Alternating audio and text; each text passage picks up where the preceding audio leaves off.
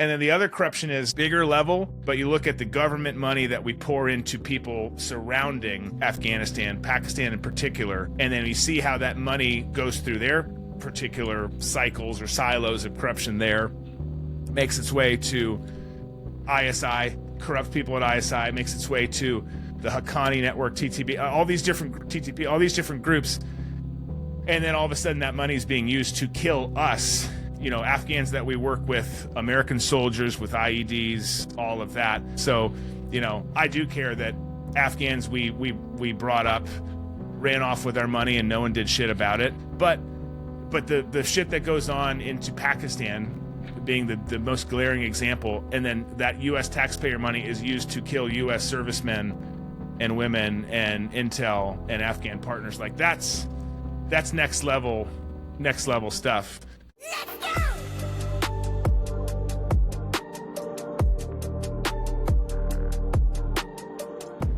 Welcome to the show, Drew Berquist. I'll give you the opportunity to introduce yourself here. And but before that, I'm going to let Chris get his humiliation ritual out of the way, and then we could just jump in and have a good conversation. This is a good way to break the ice, I really appreciate that, Brandon. Any and all opinions that you hear on this episode, and this one is going to be a doozy, they belong completely and totally to the hosts and the guests. They do not represent the United States Army, the Department of Defense, or any other entity within the United States government. You have been disclaimed.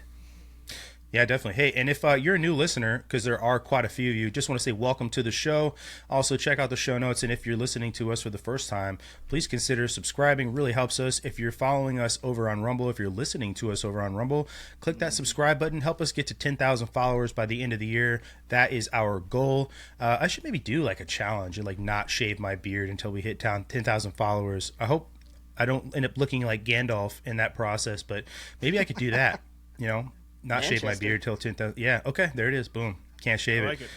Yeah, well, Drew, I want to give you the opportunity to introduce yourself. I'm sure a lot of people, if they're listening to us, are probably very aware of your show. But for those of those guys who are listening who aren't aware of you, the floor is yours. Yeah, man. Well, thank you guys for having me. It's good to be here. Looking forward to hanging out and chatting. I'm former intel. Have done kind of a spattering of everything.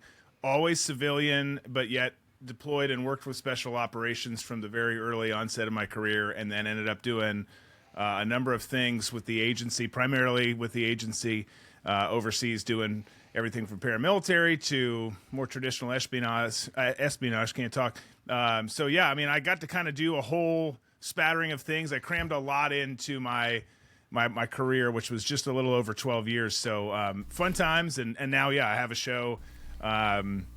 It's not as fun as you guys' show. I get into news and politics, which I hate, but I somehow landed in that after coming from the world of espionage and shadows and secrets to talking for a living. It's weird. I think that gives you some credibility, though. And isn't it just like the typical, like veteran of the GWOT thing to do nowadays is to have a show where you give your opinion on the news? It is. It's kind of cliche, actually. It is. But I'm happy to be a part of that cliche because I met some cool people doing it, though, like you. Yeah. No, there's great people doing it. And you know what? It really is. It's really important because the whole reason I was talking to someone about this earlier on a business call tonight, but they're like, how the hell did you get into this? It's like, well, because the people I heard talking about the GWOT when I was actively fighting the GWOT had no clue what they were talking about. I won't say names, but there was a famous author who I've actually come to know now. He's been on my shows a couple times. I love his books. He's never done a damn thing in terms of serving this country, writes a great story, talks to people who have done it. But I remember doing a hit on Fox News, and he had been on just before or just after me. And I was taking a little break from deploying. I had a fiction book that was out at the time, and I was doing some press for it. And I remember being like, what? Hold on. Why are you talking to this joker about national security when he's a fiction author? Like, somebody make that make sense. And then I saw, some of the older brass and retired generals who, God bless them in their service, like of them great people. But it's like we've got people who never served in the GWOT, served in the Cold War, some of them look like maybe the Civil War, and then you've got a fiction author, and it's like we need some different voices here. So I ended up getting into it that way, and a lot more have. And all that to say, I think it's really important because you got to have folks who actually know what's going on the ground and can bring that experience. Well, and No, have I totally agree with relevant that. and like context within the past 10 years, you know, Yeah. because it's like you hear a Right. lot of these guys and they were high level officers, which I mean, you During the guys Cold both War. know, right? I was going to say during Gulf One, but yeah, even that. Yeah. And it's like you guys both know that the higher tier that you get once you get into that flag officer range, like the more strategically that you're looking at things, and even you Yeah. don't really have a good idea of what things look like tactically on the ground. But then they bring these guys on to do their almost John Madden-esque take on current operations, and they're just like, what's going to happen here is these E4s are going to go in there. right. And at the end of the day, if we kill more of them than they kill of us, we're going to win the GWOT, you know? It's so true. It's so Exactly. true. Yeah, I mean, it was really frustrating. I think that's the tough thing too. I try not to be, and sometimes I'm not good at this, but like I try not to be too judgmental about other groups, other levels, other people who Definitely. didn't reach this or hit that clearance. But at the same time, there's still the reality of like, unless you were at this tier or in this element, or you were working a part, with this task, like you just don't know. Like you don't know what you don't know if you don't have access to that because of experience, or you don't have access to that because of clearance. So it's a tricky thing. But the good thing is I do love that there's more and more vets, folks who have worked in the intel or law enforcement community, getting out and saying, okay, actually no, I'm going to call BS on that. Here's how this really works. Here's what's really going on. And this jackwagon over here doesn't know what he's talking about. Yeah. No, and the thing with GWOT too is it was so compartmentalized, and you know that very well, that there's all these different niche groups that were doing a bunch of different things that even if maybe you were just an 11 Bravo boots on the ground in Iraq, you're not going to have an idea about what's going on even in another city in Iraq if you're not a part of it, right? And so such different mission sets, right? So even then, like the wide swath of veterans who are now in the biz, as it were, giving their opinions, going on the news, right? Like kind of happens where you said like this fiction author is talking about GWOT, but maybe then you've got this cat over here who never did what he's talking about, but he's on the news because he was an OIF vet or something like that, Right. But thank God there are so many people in this space who can provide that context. You just got to go find them. But it's not just, GWOT is an all-encompassing term, but there's all these little teeny niche things that went on during it over 20 years. Like a 20-year war is insane when you think about the amount of stuff that's happened, right? Right. Yeah. 100%. No, I think that's so true, and it's tough too, because you've got folks who speak on. Look, I wasn't an EOD guy. I'm not going to speak on EOD stuff. Right. But at the same time, the flip side of that is you'll get publicists, or you'll get producers, booking producers at different places that call folks who are in media, and they'll be like, "Hey, Drew, come on and talk China." It's like, "Hey, have you looked at my background? Like, I'm not a Chinese expert. Like, I can eat some Chinese food. I'll put it down. But I can talk about it at this higher level. And if that's all you need, that's fine. But you could probably find a different expert. Just like, hey, I can't speak to patrolling the streets of Fallujah. Right. Like this Joker did or that Joker did, because that's not what I did. Like we did what we did. So you're saying you're not an expert in small unit tactics in the PLA? Is that what you're saying? Yes. Okay, good to know. you We won't go into that then. Yeah, running down just a little rabbit hole, and we'll pop back up and get on the main track here. But do you think that that's one of the things that instigates like a lot of the kind of bro vet mill fluencer phenomenon that we've been seeing like over the last 15 years? Because I've been wondering, right? It's like you have an individual. I mean, stolen valor is not cool, and I'm not going to ask you to talk shit on anybody, so don't worry about that, because Right. I don't do that either. But what I'm saying is, it's like you have examples of people that are doing this stuff and allowing others to lie for them about maybe awards or decorations that they have, or schools or places that they've been and things that they've done. Do you think that like the Hollywood side of things, I don't know Hollywood, but like the media side of things, is like entices guys into that and kind of, or I think that's an element, right? Because everyone, at the end of the day, everyone, especially males, like, it's an ego-driven world. Sure. They see a movie, if they're an outsider, right? They see a movie and they think, oh, man, like, everyone thinks that the agency, outside of the agency, no one in the agency does, but like, oh, like, oh, so like kind of like Jason Bourne or kind of like this, like no, like no, just like you're so far off course. Like let's rein it in here. But you can see how some of the different influencers who are out there who push one thing or the other want to be perceived, because it's like cooler to be you'd be more interested in me if I was this. Yeah, I was that. I was kind of like that. And it's tricky too, because then there is a lot of crossover. Like, we worked with early on with JSOC units, right, and did intel for them before they had stood up their shops. It's like, okay. And everyone had their different take on this. Like, some people are like, yeah, hell yeah, I'm a DevGru guy because I work with them. Like, no, you're not.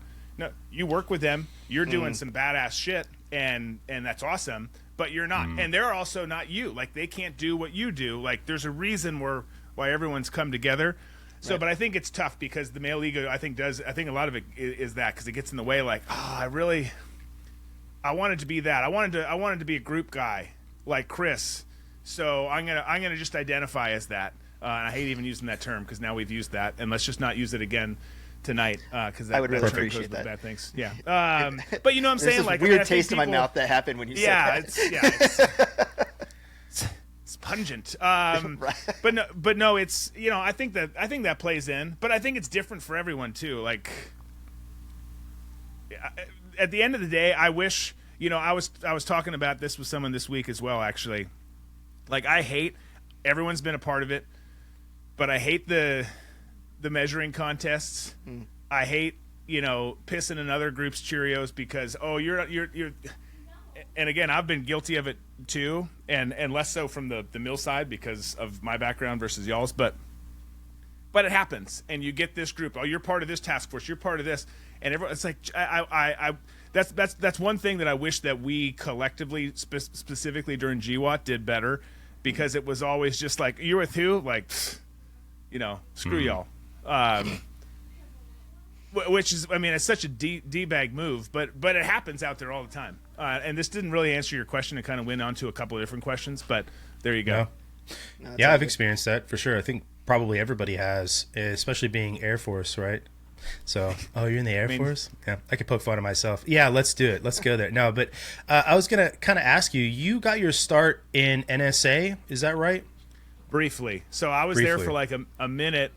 I knew what I wanted to do in general. I knew I wanted to do human and do intel operations. And I think it was actually out in Monterey at a language school, not DLI because I was civilian. I was at Monterey Institute of International Studies, and just went and did that to like get ahead. I was like, I know I want to do this. I know I got to do something to separate myself in the stack of resumes. So I was learning Arabic, doing intensive Arabic. Don't ask me to speak it anymore. I'm not good at it. I can hardly speak this language, but I'm doing that. And I was with a guy who was former agency. And honestly, I don't know why he was there because he was way older. That's a different story. But he was there, and he ended up kind of being a mentor. Long story short, I had applied to a bunch of these places. I get my offer first from NSA, who's one of the few who gives you a TSSCI at the full scope level. Because once you're in, the Bureau agency and NSA kind of have their own categories, right? Which fall into a specific pot, which I won't say. But So I got that, and it came through first. I was like, I don't really want to go there. And it turns out, in working over the years, like the vast majority of the stuff they do there is pretty boring, and I'm not nearly smart enough to do. But they do have some sick stuff that happens there. You just, you got to find your way to it. But they had a language program at the time that they were like accelerating people for the benefit of broader DoD, of course, themselves included. So I took it. This guy was like, you need to take the first clearance you get. Once you've got that full ticket, you can kind of bounce around. Like, you're not stuck there. So I was like, all right. So I went there. I did that. Got paid to learn at the State Department's Foreign Service Institute for a while. Did that, and then I transitioned from there into the human stuff, starting with DIA. So you didn't have the regular recruiting process then that a lot of people do, or does that still happen on your way from NSA to CIA? You're saying like for folks who go into clandestine services there? Yes. Yeah, so it still does. I mean, there's still a spattering of ways. So what's weird about, and particularly during GWOT, is a lot of things got upended, right? So the program I started with on the DH side, the DIA human side, everything, they're obviously more not prone, they do. Their job is to support the warfighter, and they're basically the Pentagon CIA. So they were more involved in war zone environments. But then everyone else got involved too, like, oh, this is cool. Like, we should get involved in this too. And they had. Obviously, the agency's been involved with everything since the beginning of time, darn near. But it wasn't their focus. They're cat and mouse. They're Prague, Moscow, Vienna, doing stuff like that. And a lot of people sign up to do that traditional case officer work. So that recruiting process and length and period for them, specific to kind of that skill set and mission, is the same. But then during the GWOT, so much of it became privatized. So much. I was a contract. I was never a staffer with the agency. I was always, and most of my good buddies and teammates were never staffers with them either. But operationally speaking, that's how they do a lot of it. So I don't want to put a percentage on it, but more than a good bit, a high number of the folks who are doing the operational stuff over there are either direct contractors with the agency, meaning they're paid, the agency pays their individual company, your own LLC or whatever, or through a cutout company. Sometimes it's a big contract company that you've heard of, sometimes it's a company that you've never heard of. But a lot of the folks in war zones operate that way, because the way they do it is you take a career officer who might love war zone, hey, I went to Kabul, or I went to Baghdad and I love that, I want to go back, I really want to get into this South Asia, Middle East kind of niche. But they don't typically work that way. They want you to have a more broadened career, right? You got to get bullet points. We want you to do this, and then we want you to go do 2-3 years in Rome, and then we want you might do a stint in wherever, and you shift around, which is problematic. And they learn this because then you don't get a lot of experts in this war zone environment. Right. So a lot of it ended up being consultants who are like, hey, you have a specific skill, and it's usually I know a guy who's already there. They need specific people they want to be, excuse me, on that program. So they bring you in, and then you stay there all the time. So where someone might cycle in for, even if they're a PCS there for a year, a staffer, they're there for 9 months tops during that year. We'd be there for 9 months out of the year for, in the case of Afghanistan, I was there for almost a decade. So they get their experts and their people to go do a lot of the operations that way. And there's always case officers, staff officers, leadership, targeters, all the other people that are there. But a lot of the people who are doing security, a lot of the folks who are doing special activities, covert action, would very frequently be contractor. Do you think that they did that out of necessity because the GWOT got so big so quick? So it's like a necessity of business? Or do you think that there was other motives for that? Maybe like being able to have, non-attributability, or being able to cut people when they needed to. It's like, oh, nope, he's not affiliated with us. That was a subcontract. Yes. Gotcha. Yeah. I mean, it's all of that. It's all of that, right? But a lot of it was scale. We don't have this. Obviously, Ground Branch is really good at what they do. There's other divisions really good at what they do, but they don't have it at scale to handle what was the GWOT. And I think that we surged and did way too much over the years, which is a different discussion. I think we should have kept a smaller footprint. But even keeping a smaller footprint, you can only cycle people in and out so much. And then the other thing is just that. Like, it's... Who was that? What happened to him? Like, okay. He's not... So there's a lot of both, and a lot of that happens, and man, they forget all the stuff you do for them pretty quickly, depending on how the leadership cycles in and out.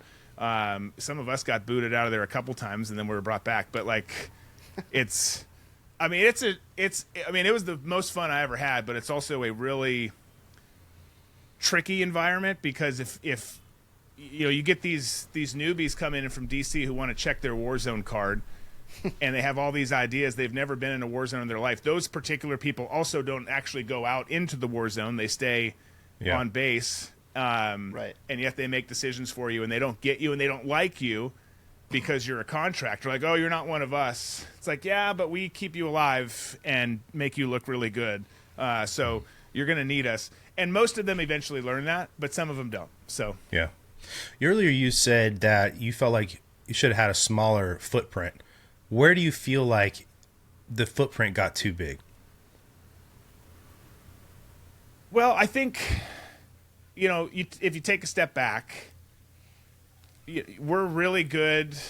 We're a task-oriented, service, and I say service, not just mill, but the national security apparatus as a whole. Right. Hey, we want you to take this airfield. We want you to take this town. We want you to take this entire country. We want to kill these specific people. We're really good at that. We're really bad at what comes next usually. And nation building. Yeah. But we always fall into it, right? And we fall into it for the wrong reasons. So, as soon as we got, in the case of Afghanistan, obviously the long, 20-year deal, as soon as we get into that, it's almost impossible to keep mission focus. Like if we had kept, I'm not saying that no conventional troops should have gone there. That's not the message at all. But as soon as we did the big surge and you go away from, intel, special operations, heavy on those two, logistics, all the stuff that you need to keep those folks there, security.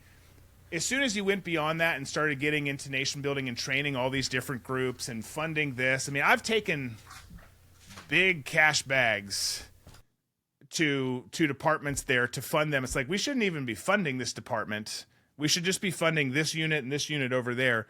But we did that writ large, and DOD did it the most because they did it at scale, of course.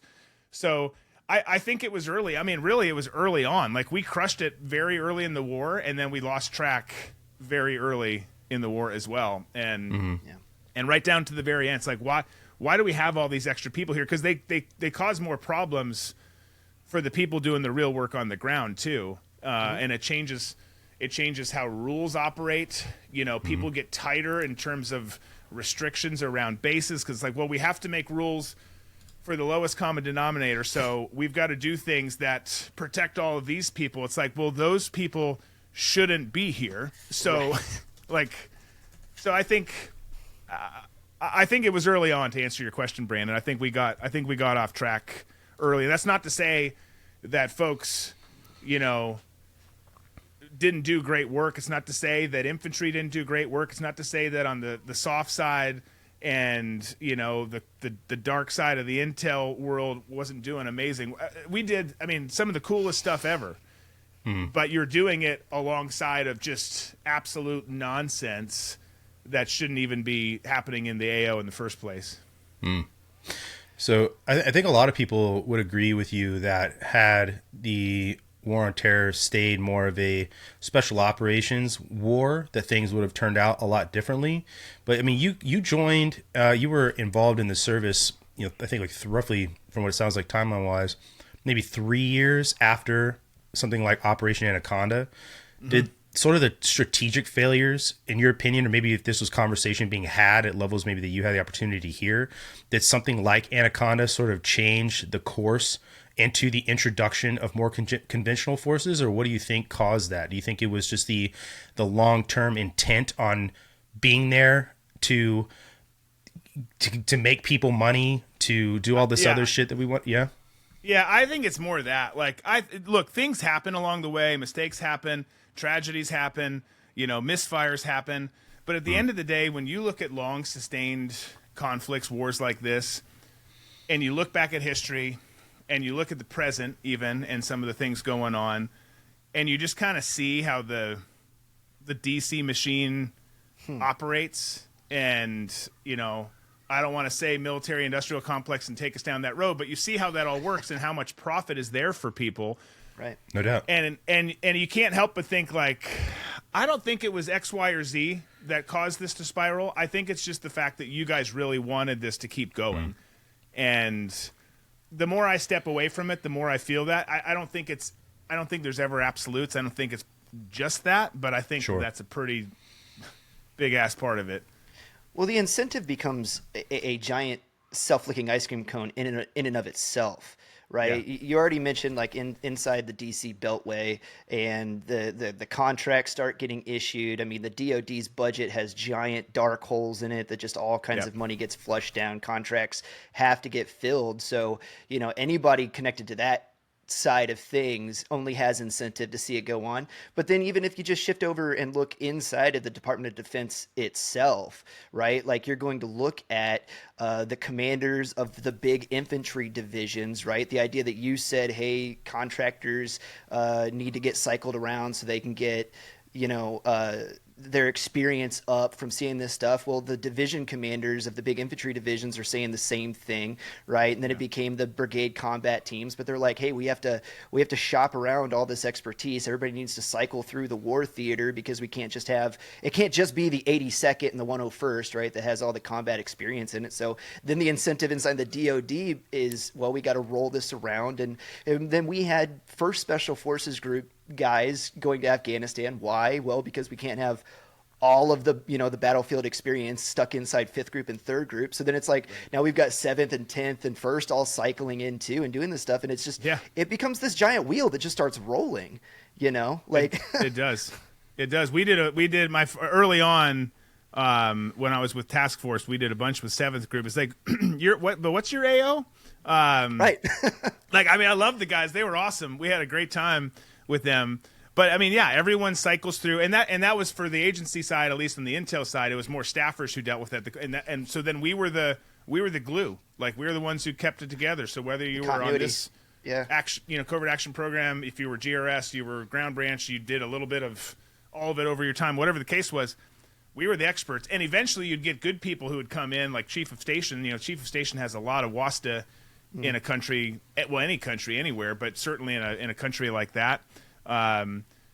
And sometimes they'd realize that and be like, all right, we're having some meetings with staffers, and then you guys stick around and tell me what the hell's going on here and what do I need to do. But it is, I mean, it does become a self-licking ice cone. It's, I think that I mean, when you look back, I mean, we haven't really won a war. Like, again, we're really good at what we do in terms of the tactical level, but we haven't won a war since World War II, man. Like, and it's not because we're incapable. It's because of politics and because of the people in DC, and not just the people in DC. It's the politicians and folks involved with the money side or the big defense contracting side. And when people think defense contracting side, we really should have different terms, because they think, oh well, they're involved with this and they're all in it for the money and for equipment and this, that, and the other, and that's true. And some contractors are in for the money as well, and that's true. But you've got really, we texted about it the other day. I mean, you've got PMCs who are very specialized in some of these things, and they're no different than a staffer. They're no different than this. And I think that we have a lot. I don't know the numbers on this, at least operationally speaking. I think there's a lot more in the intel side than bigger DoD. From my experience, I didn't see as many DoD folks going out at the tip of the spear as a contractor. I'm not saying it didn't happen, and you guys might have had a different experience than me, but for us, a lot of the times it was like, whether it was that or if you were talking like a rendition team in a different country, it wasn't staffers doing that. Like, it was, we're sending this team to do that, and then if it goes sideways, well, we'll make something up. So it's I think what you said earlier about the people that have never or will never go and do any of this making decisions, I think is the biggest problem, because even the guys that are there, right, like the fobbits, so to speak, that you were talking about, but then even further away out in DC, some of these people, if you take it back to like Vietnam or whatever, and you look at it, I think that there is this idea with folks like this, whatever you want to call them, maybe like a Henry Kissinger or somebody like that, who tends to look at war as this and the war machine as a scalpel, or having the capability of being a scalpel.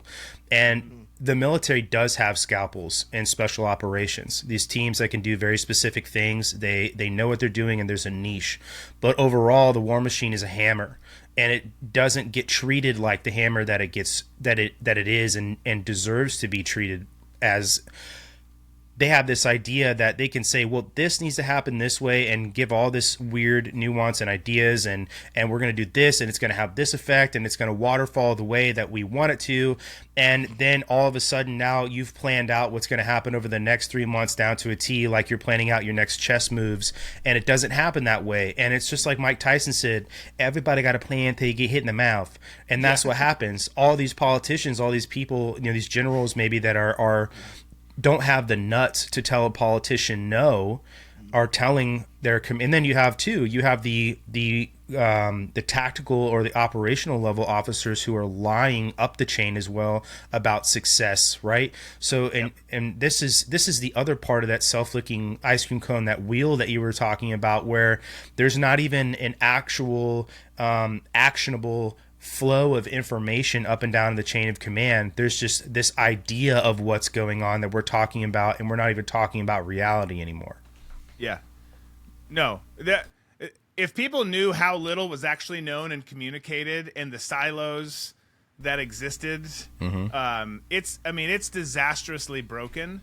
Yeah. Again, this silo over here might be badass and get 9 out of 10 things right. And the higher you go up in the different tiers of the different organizations, that becomes maybe more true. But like, there's no freaking communication. I mean, it's there's no understanding. Not even, let's take a step back. It's not even communication. There's no understanding of how things work. Early on, there's this guy who cycled into my life multiple times. He's terrible. He comes in early on. It's early with the agency. I did a bunch of things, and he comes in. He's a staffer. His grandfather was like some big deal early on, so he's one of those, right? Just a little bitch, like a legacy. Just legacy, dude. I mean, you see his face, and it's like, gosh, I hate your face so much. Just want to punch it. But he's got some clout. He comes into station, and he's got this position, and he's trying to get to know people. But he's one of those guys who, like, you can tell he's getting to know people, but he's really just figuring out how to, like, maneuver things, and he doesn't give a shit about anyone but himself. And he's in charge of a different division, and he doesn't control our division because we're this small little covert action program. But he has enough visibility where he needs to know. Anyways, he's there days, and we wrap up these AQ dudes, some pretty significant AQ dudes, and they're being held at a hospital, actually, not a prison yet, but it's a hospital that we ran, because they were injured. And chief of station was like, I want what are we going to do? And the chief of station at the time was like, well, let's send Drew and send a targeter and an analyst with him, but let's send Drew over and interrogate these guys. Okay, roger that. Like, we'll go. Like, I ended up not doing a whole lot of that there, but early on this happens, and I'm going out, and we always, like you guys, call up to our security, call to base, let them know we're about to roll, what our move is, where we're going, who's in the vehicle, yada yada yada. Well, got one. And I call out, hey, I forget who was with me. I can see their faces, but they weren't on the operational side. Hey, this is Redbeard. This is blankety blank and blank. We're wheels up to here, and I hear this new joker come over the radio, and he's like, wait, stop. I need you to come up to my office. I'm like, what? Like, okay. First of all, I don't really know you. Second of all, I don't work for you. But, all right, I'll play nice because it's early on. And I come up there. He was like, what are you doing going there? It's like, well, Chief told me to go there. And last time I checked, he outranked you. He's like, yeah, but you're a contractor. I'm like, I'm aware of that. So we're talking and we're going in circles, and I'm like, well, here's the deal. Like, this is my background. This is who I used to work for. This is what I do now for you guys at the agency. So I'm just going to go do it. He's like, well, hold on. As he starts talking more, he thinks, this guy who's chief of a division, he thinks contractors are literally like, come to your house. It's like, do you think I'm like installing a fucking HVAC? Like what do you think I'm here right doing? Like, he literally, so all that to say, like, there's people who's like, you have no clue how any of this works. Like, you didn't understand that a lot of your operational people, your security who's going to protect you on all of your move, is a contractor. And he's like, thought you were a plumber. Like, no. Right. No. I'm going to get shit done for you. Just step aside. Like, step aside. So it is. I mean, you see people like that come through. It's just ridiculous. I had another deputy chief of station who we ended up liking each other, even though she's a terrible person. I mean, she pulled us in one night after a late night operation. She didn't know about it. Chief did. All these other people. And she was so out of place. Man, she was so out of place over there. Pulled us in for like an emergency meeting. It was like, I'm not willing to lose my job over you getting killed. Because we did something she didn't want us. Like, okay, well, thanks for the honesty. Thanks for letting us know where we're at on this whole relationship thing. But you just get these people who are freaking terrible. And as the war goes on and DC and, the money guys are making their cash, you get worse and worse people there. And as you get worse and worse people there, then the good ones are like, screw it, I'm out of here because this place is like impossible. The ROE's changed. The rules around base are changed. Like, we're not allowed to harass people anymore. This is bullshit. Like, it just all changed. It just demoralizes people. So it goes on. Yeah. And it just, I mean, it's one thing after the other. It's not just that we lost mission focus and we got into mission creep and then this, it becomes so much bigger than that. And at the end, you have a bunch of people who are like, man, I had so much fun over there, but it got so frustrating that I don't know that I would do it again. That said, if it was a new place and a new war, I would do it because when a new war starts, there's no rules and it's so fun. Right? Yeah. Chris, I see you got a question, but I want to follow up on what you said at the beginning real fast here in the same vein. One of the things that came out of 9/11 was the development of the Office of the Director of National Intelligence. It's this like sort of way to mitigate a lot of the things that you were talking about, but overwhelmingly it seems like the opinion of your community is that didn't help at all with stovepiping or the non-sharing of information and all these other things that came out of it. Yeah. This idea is relatively new still by the time you are now in the service. How big of a clusterfuck was that really? I mean, honestly, at the early stages, I wouldn't put it in even that category because it was just laughable. Like, we already knew that we weren't, and to be clear, it shouldn't work this way. Like, CIA and FBI shouldn't have a rivalry. CIA and DIA shouldn't get in pissing contests. We should all be doing the same stuff. But all those things still exist. And so with the big organizations, there's still always going to be that stovepiping. And in the intel world, it always was, and it still is today. The DCI, the head of the CIA, is the most powerful person in intelligence, not just in America, but possibly the globe. So they put this other person who has no visibility or understanding into how the IC works as a whole, and then particularly the agency, which is so compartmentalized. It's like the biggest fucking Russian doll you've ever seen. Like, you just don't get to the bottom of it. So it's like you're never going to know how this works. Even if you worked here, you wouldn't. Now you're put up here, which is never a no one likes that power move. I'm everyone's boss now. I'm the king, and we don't respect you. So it's like you're not going to actually get the so it just was a total bullshit idea from the get-go. Not that if it was if it had started that way, fine, but the way things are, it's like there's so many things in DC, the national security apparatus writ large, just really across the country. It's like, genie's out of the bottle, it's not going back in. Like, no one's going to ever take you serious, DNI. And that's not to say that there aren't good people that work in the DNI, but it's just a worthless organization. Interesting. Go ahead, Chris. Well, I'm glad that you finished that thread because this one might kind of pivot the conversation a little bit. So you had mentioned that early in your career you started doing human with the tier 1 teams, right? How do you think DIA embedded with them? Yeah. Okay. How do you think that influenced kind of the trajectory of your career as you went through things, especially as you moved up more into the analyst side of the house? Because when you said that, I immediately thought about that scene in 13 Hours, right, where the chief of station is looking at the GRS guys and is like, look, I have some of the brightest minds here from Harvard, Princeton. Your job is to stay out of their freaking way, right? All the way up until now we're in a firefight and like we're, Alamoed on the roof. And then he's like, hey, come up here and I'll show you what's going on. He's not serious, right? That's his job. That's not my job, right? Like we're doing analyst stuff down in the, the basement now. So I was kind of wondering to get your perspective on that, of working with the tier 1 guys and then moving into the analyst side of things like you did, because it's a really interesting So to be clear, trajectory. I was never an analyst. Okay. I was only operations. I only did one short stint at Langley. Other than that, I was always in the field, and I always got to do. Okay. I was. To answer the first part of your question, answers the second part, because, and by the way, that scene is so freaking perfect. That whole movie. I love that movie. Is so They did a good perfect job. because it captures. I bring up the contractor stuff earlier. That's exactly how it goes everywhere. We hate you until we need you, and newsflash, you need us every damn time. Doesn't matter what it is.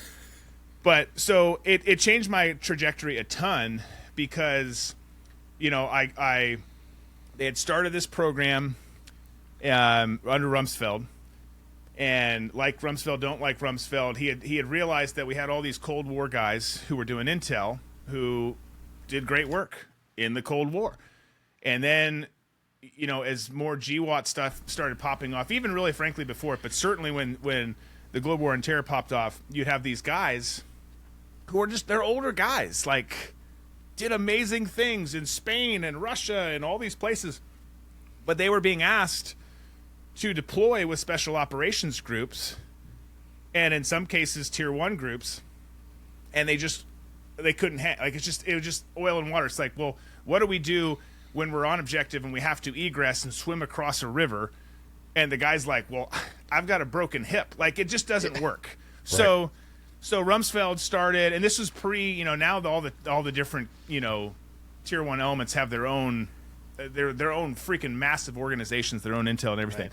But that didn't exist at the time, at least not at scale. So they would take DH officers, DIA's defense humit people, and make sure that they could pass PT, swim tests, all that stuff, had a language, and then had the intel, and then just were younger dudes, like, hey, you're not a CAG dude, or you're not one of the damn neck boys, but like you can hang with them. Like, we'll train you as much as we can. You're not going to get to their level of being a full-scale operator. That's not your job. But then you get thrust into that world, and you start living in that world, training more like that than training like you're going to do a dead drop in, Moscow. Right. And then it's the GWOT, so all that stuff's kind of on hold anyways. Not really. It's still going on. So it thrust me into kind of the more paramilitary side of intel, which then cascaded into doing all the stuff that I did at the agency, which kind of ran the gamut in the covert action program, from paramilitary stuff to, training other groups to, it was almost always real similar to a lot of the stuff that you guys do, train, advise, assist. And a lot of the times the advise was just, you guys, we have a little different rules to play with sometimes. You might too, but like, you guys stay back. We'll write it up. So you did it. You're going to get all the credit. But it changed everything, because I got to do all that stuff. I got to work with those folks. My bona fides changed and grew as I went along. And I just got to, I say it not in a pat on my own back, because I didn't do a damn thing for it. I mean, I worked hard, but like, I kind of am an enigma of someone who worked more on the soft-esque side, intel-wise, without ever doing what, I didn't go through the Q course.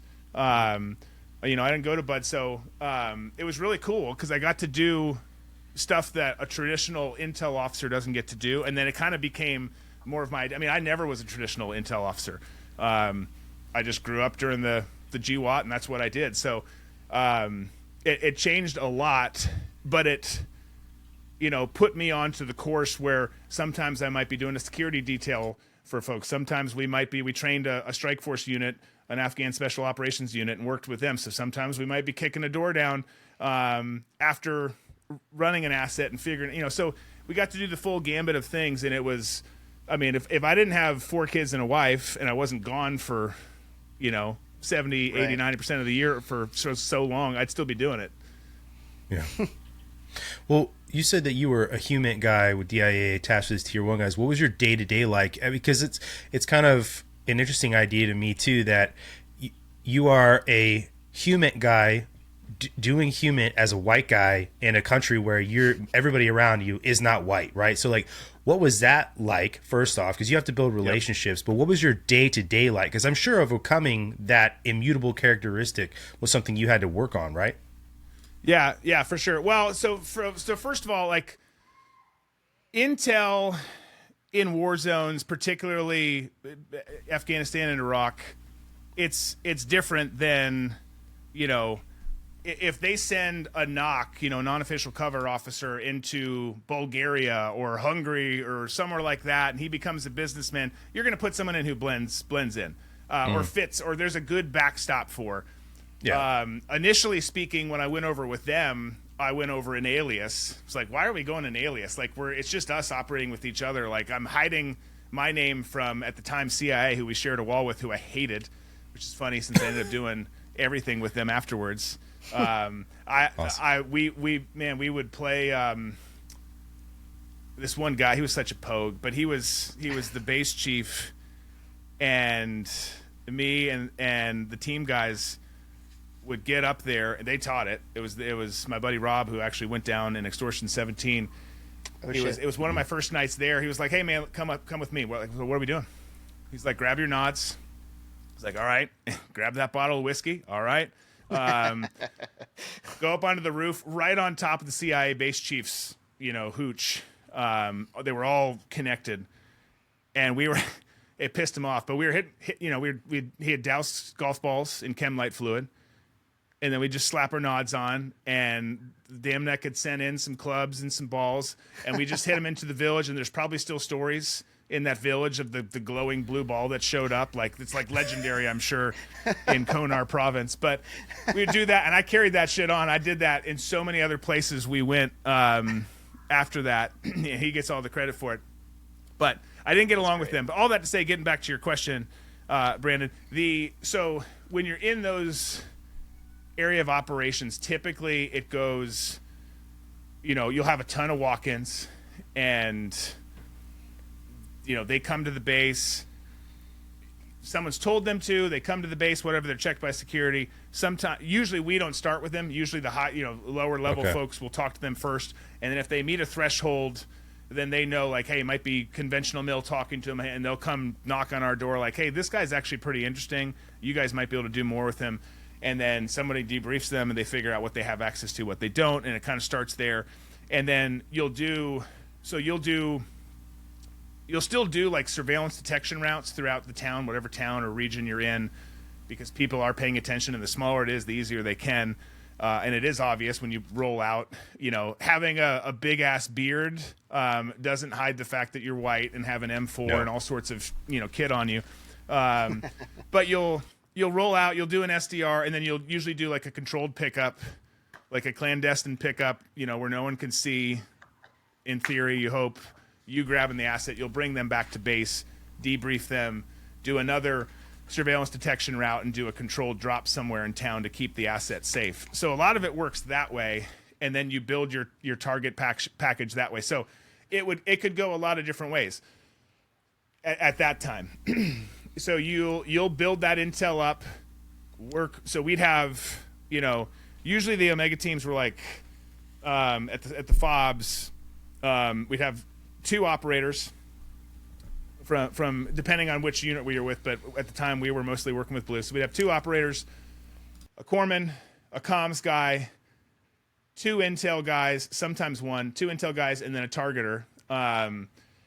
So we'd be working on developing the target packages, meeting with the source, targeters working on doing their triangulation stuff and their phone stuff and their wizardry, and then you action the target from there. And then if it's a bigger thing, if it's a smaller thing, like super local, didn't need much, sometimes it'd be like, hey, let's go grab the guys at the 7th group house and do stuff together. Sometimes we would just give it to the 7th group guys, if depending on threshold, depending on manpower. Sometimes people would go collapse down in Bagram and then go execute. I mean, so it was a bunch of different ways, but like, you did all that to say, you didn't have to be like, all right, Drew, put on your best Afghan face and go out there and don't get seen or caught.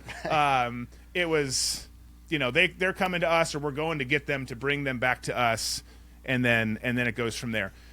And then, the next scale to that would be stuff like happened in Coast, where you do, or that's a terrible example because it was a terrible day, but like you do, a high threat meeting where you're out and about doing a meeting somewhere with a dude who's a bona fide, AQ dude, a Connie dude, more recently ISIS dude, and you do those. But even so, with those, it's not like you go in and you need to look like this part or that part. It's you go in, you have surveillance teams everywhere doing counter surveillance. You go in, and you hope the dude's not strapped and clacks off.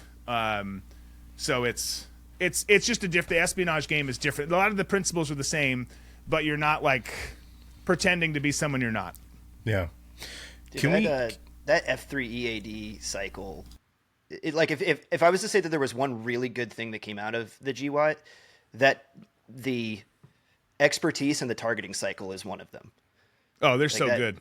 It was insane, which is kind of one of the reasons that it's like when, kind of surprises me. It's like, why did it take us a decade to find, Osama bin Laden? Like, and then also to kind of extrapolate that, it's like you're telling me you can't find the guy who's on camera dropping a pipe bomb in front of the DNC like the night before, right? You know what I mean? Because it's like, based on what you're saying, like, dude, I've seen what you can do based on like one human source, one SIGINT source, right? And then you're collating that, and it's like then you find one booger eater, buried in a cave out in the middle of the mountains of Afghanistan, and now you're telling me you can't find these guys that are on camera in front of in one of the most surveilled cities in the United States, right?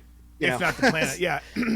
No, that's total bullshit. I mean, because I've seen the technology that's there is crazy. I could never do the targeting stuff because I'm not an analytical detail. You put me in front of a desk, and bad things are going to happen to the desk and everything around me. I just can't. I've never been able to be that person, but I know how to get the information they need, get it to them, and then I'll watch for a little bit until I get bored. But like the stuff that they do and how they're able to figure it all out, like they changed the game. I mean, a lot of terrorists died because of how they were able to do that. Whether it was he's in this house, go get him, or let's send this team to go get him, or let's just pred strike the shit out of him, like whatever. A lot of dudes died because of that. And the the technology expands beyond that. We had an operation. We had wrapped a dude. We had been trying to get this big dude. Wrapped one of his. We'd been waiting and waiting. Finally, he comes back in to town. Grab him. Isn't talking. And then his family's in a different country. And he was really, which anyone should be, really into his kids, really into his daughter. Not that way, but like loved him to death, and maybe that way. I don't know. It's so crazy in that part of the world. But yes, he's like, that's his thing, right? Love of family. If you're looking at an interrogation technique, love of family was his thing, or a combination of fear up with that, because we couldn't get him to crack. We got some dudes.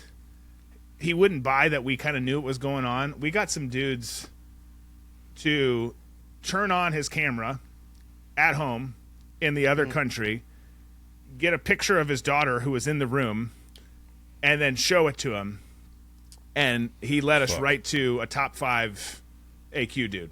Like that was it. He was like, "Oh shit, okay, all right, I get it now." Yeah.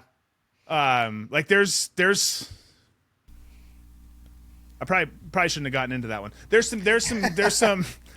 some crazy shit out there that those guys do, the tech guys do. It's insane. And just when you think it's like, whoa, it's way up here, like not always. Sometimes it goes the opposite. Sometimes it's like, the Jason Bourne thing. Like you think everyone's like this. No, like they're actually way down here.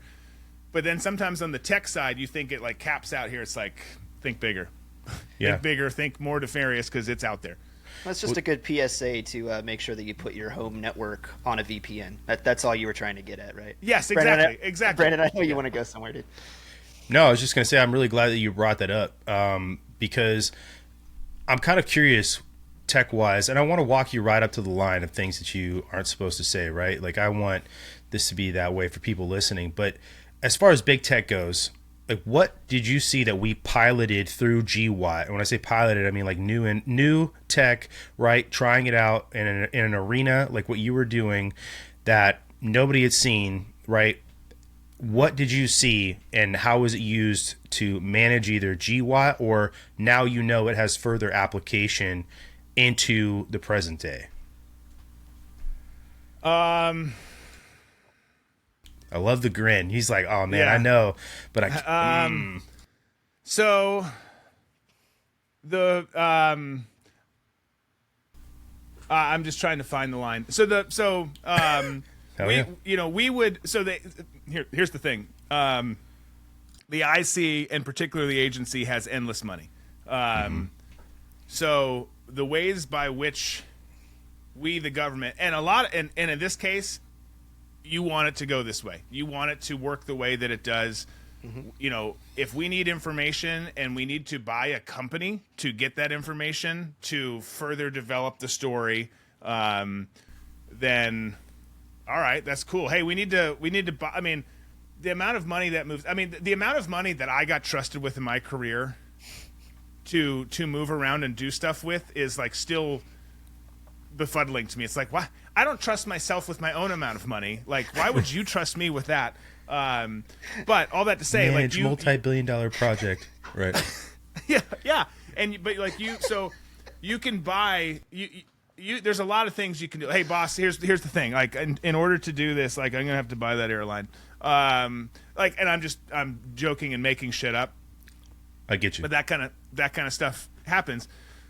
So what I would say is walking up to a line is the social media stuff has a big thing. I didn't personally deal with much that deals with that. I will say that there is stuff that does, connect those lines.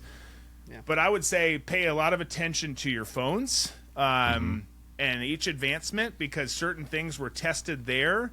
Hey, we've got this great new technology that we're going to bring to your country as we nation build and turn it into a democracy that it's never going to be.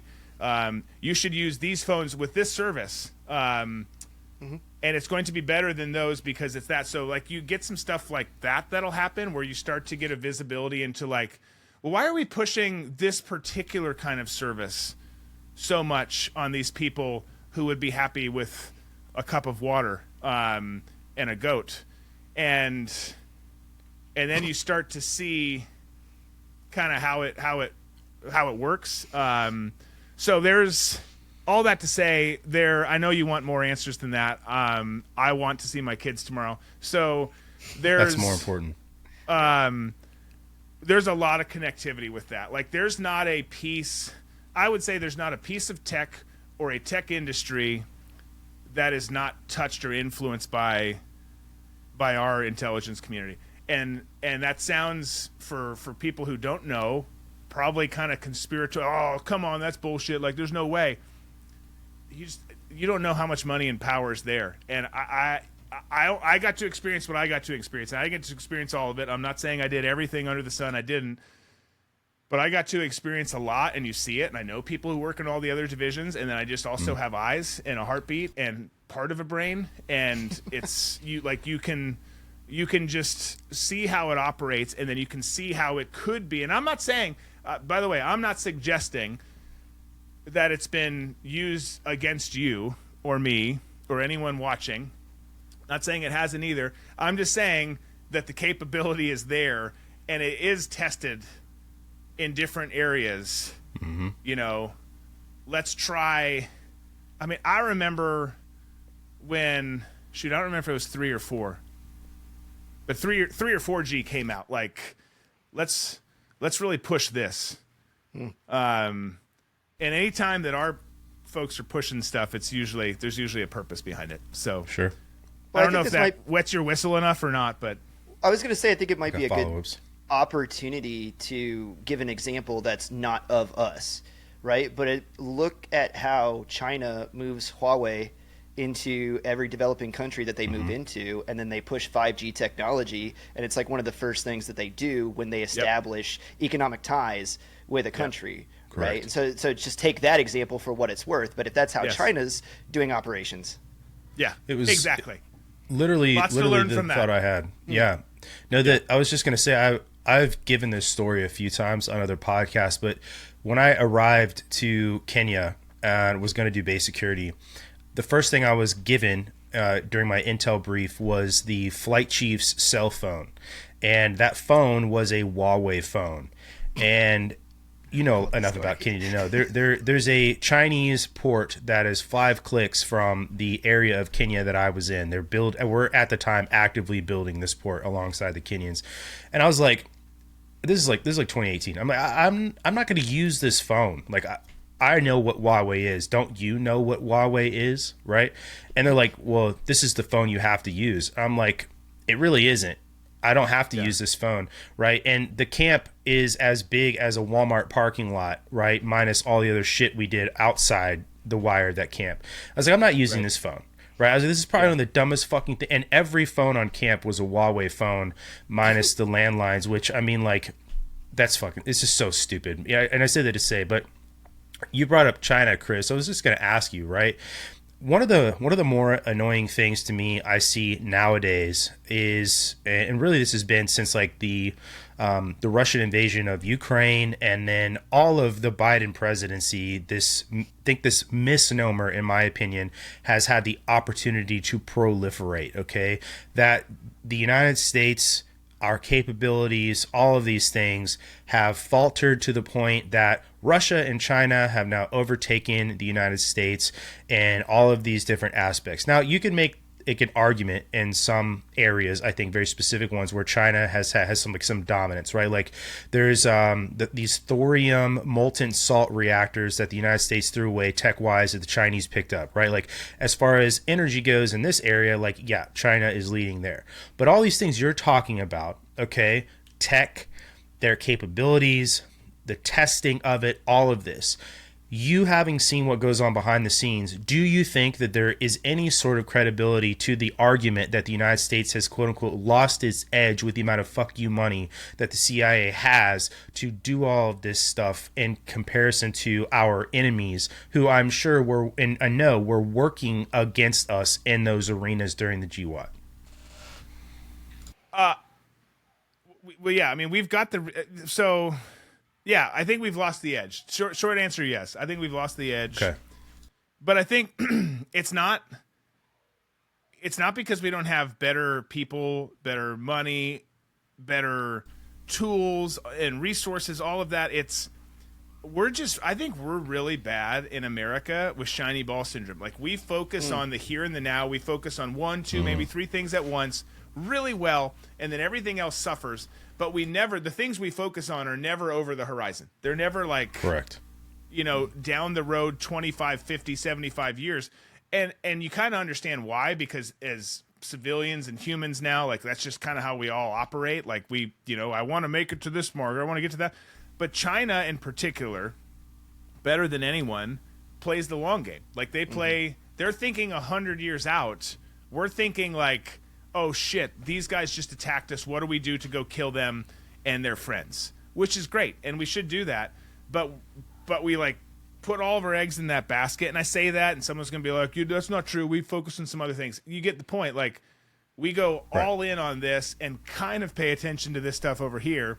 Mm-hmm. And meanwhile, everyone's catching up to us and or beating us, and that's where I think it is. Like if we played the game better, if we played chess not checkers, I think that we still have the edge and we're still ahead, but we just, for whatever reason, don't do it. And I don't know what the reason is. It could be China's influence on our own politicians and our own people. It could be we just don't have that in us. I don't know what it is, but that is I think that to me is definitely the problem. It's like everyone else plays to win and we don't. Yeah. I think it's a really good point, because I've been in these like little debates with people about American tech and versus Chinese tech, and I do think in a lot more areas that the United States does maintain a tech dominance, and But the point is, just because you have the shiniest new toy there is out there, the person operating it, right, or the goal of the organization using it, if it doesn't align with using that tool or whatever it is to its utmost, and then in a way that is going to get to that goal the most expeditiously and successfully, it doesn't matter. You know, like if I own a jet and I don't know how to fly it, and you own a small little Wright Brothers prop plane, you're going to get from point A to point B way faster than I am, even though I have the far superior technology. And then the other half of it too, and this is a much broader conversation that we don't have to have, but I think the sort of heart and soul of people caring about this country enough to sort of put it first in the way that, like, when I went and had a conversation with somebody who was a Rosie the Riveter during World War II, and listening to her talk about her love of country and the camaraderie these people putting rivets into planes had, I don't see that anymore. And like I said, that's a whole separate conversation, but it's a very important piece of that conversation on top of the manufacturing that we just don't have. But I think you bring up a very succinct point, because you can have all the tech in the world. It doesn't mean shit if the goal is not the same across the board and you're not using it the way that it's supposed to be. I guess that's a pejorative thing to say, but you know what I'm trying to get at. Yeah. No, absolutely. Well, and it is. The other part you bring up is huge, because your leadership is not thinking ahead, not using things to its full advantage, not using all the resources that we've got to pave a future. And then, meanwhile, you've got a disenfranchised population who's kind of like, I don't care. So, like, literally no one's driving. It's not like Correct. we the people are driving, like, you're going to do this shit because we care and we love this country. And if you don't, we're going to, whatever. Like, not that we have a whole lot that we can do, but you don't have either. You don't have the will of the people to fight and care about this country. Obviously, all of us do on this show, and the people that I'm sure are listening do. But there's a lot of people who are just like, I'm kind of over it. Like, it's not this era, it's not the 80s, it's not the whatever, decade or generation you want to talk about. It's just like the rah-rah is not there anymore, and the leaders don't care, so we don't care, so no one cares. And then everyone's like, well, how did China take over? Well, it was happening right before your eyes. Yeah. I just want to say, I often wonder how often Romans had this same sort of conversation, right? Like, the legions just came home from Britannia, and they had to build a wall there. I heard Hadrian did, and they couldn't keep up with, right? And how many times he had these conversations? The patrician class is just like, oh man, the freaking peasants out there, like, they don't understand, right? These conversations always make me wonder if this is the same sort of shit that happened 2,000 years ago. It probably is, but sort of like tie this back into like where we've lost the plot, right? And as far as America goes, and sort of this corruption that permeated throughout the GWOT. One of the people we've had a conversation with on this podcast is John Kiriakou, and you probably are very familiar with John Kiriakou, especially being CIA yourself. And your face sort of looks like you're maybe not familiar with him. I don't know. I know the name. I don't know him. Okay. I didn't know. Sorry, I didn't necessarily mean that you knew him, but you knew of him, right? I'm sure his whistleblowing was something that you guys all probably were very well aware of and briefed on and all of this. But my sort of question for you is, one of the things that he said that was the most overt and obvious sign to him of corruption in the GWOT were opium fields and people protecting opium fields. And then the control of the sale of that and money and using it as leverage and all of these things, right? What for you would you say was the most overt sign of corruption, manipulation, things that had nothing to do with the end goal and winning the global war on terror, that you saw, that you were just like, what the fuck are we doing? Specific to corruption, or if corruption doesn't work for you, as Drew. I mean, so I didn't deal with that. I read lots. I talked to lots of dudes who were in country who did more with the opium stuff. I know the agency did some stuff with the opium stuff too. That wasn't my wheelhouse, so I can't speak to that. And I know you're just talking in generalities. I wouldn't say that I saw corruption. Well, okay. So I was going to say I wouldn't say that I saw a ton of corruption. That's not to say that I don't think it was happening. Sure. What I saw that affected me on a personal level, or I'll do it backwards. Let me go the other way. The corruption I did see is when we get into these situations, the agency funds everything. So we fund groups, and when it comes to a war like Afghanistan, we're propping up things, passing along funds to train people, equip people, build buildings for people, pay off people, all these things, right? There's tons of money going out. And what's crazy about it, and I would say absolutely falls in the corruption / frustrating as hell category, is you see this money go. We would build people up, right? Because we do this, right? We go into a country, we take over, we put someone in power that we can manipulate and control. That's not a surprise to most people. Then we start doing it with all the people underneath, and usually there's a bunch of folks towards the top, military brass, government leadership, that need to be taken out. And I'm not saying killed. I'm not saying that hasn't happened, but like, just we need new people in here who are going to go along with what we want to do. So you start grooming people to come up. Well, this general doesn't like him. Well, that's fine. We're going to eventually manipulate enough people to get that general out, and he's not going to matter. And we're going to get our guy, this young guy who used to be a T-boy, but we made him a this and a that, and then eventually he climbs the ranks. So you get them up there, but which is great. And like, you see that happening, and from an intel side, you're like, this is awesome. Like, we got guys everywhere. Like, we literally can walk into the palace itself. We can walk into any building, and we've got a guy who's not only there and will vouch for us and get us the information that we need, but like, they're going to do whatever we want because they're ours. They're bought and paid for, and we've got them right where we need them. The problem is so many, if I don't want to say all, so many of those dudes, because these governments are so corrupt, and we know it's happening, and we're okay with it, take the money, and and I'm not talking like I took 50 grand or 25 grand or 150 grand. Like, some of these dudes become millionaires. Like, there was a guy who bought a whole condo complex, it wasn't even a complex, it was like a gated community outside of town. It's like, hold on, bro. Like, you were just making like $300 a month a couple years ago until we made you what you are. And now you see these guys like climb and make all this money. You see the corruption, and our people don't care because it's like, well, we're still getting information, but that information starts to dwindle. They start to get their own ideas and opinions. It's like, no, we're not paying you to have your own ideas and opinions. You just got to do what we want you to do. Yeah. And then that goes south, and it breaks every time. So I would say that corruption I saw, and then the other corruption is bigger level than just specific to. It's really not, but I was going to say specific to like the Afghan area of operations.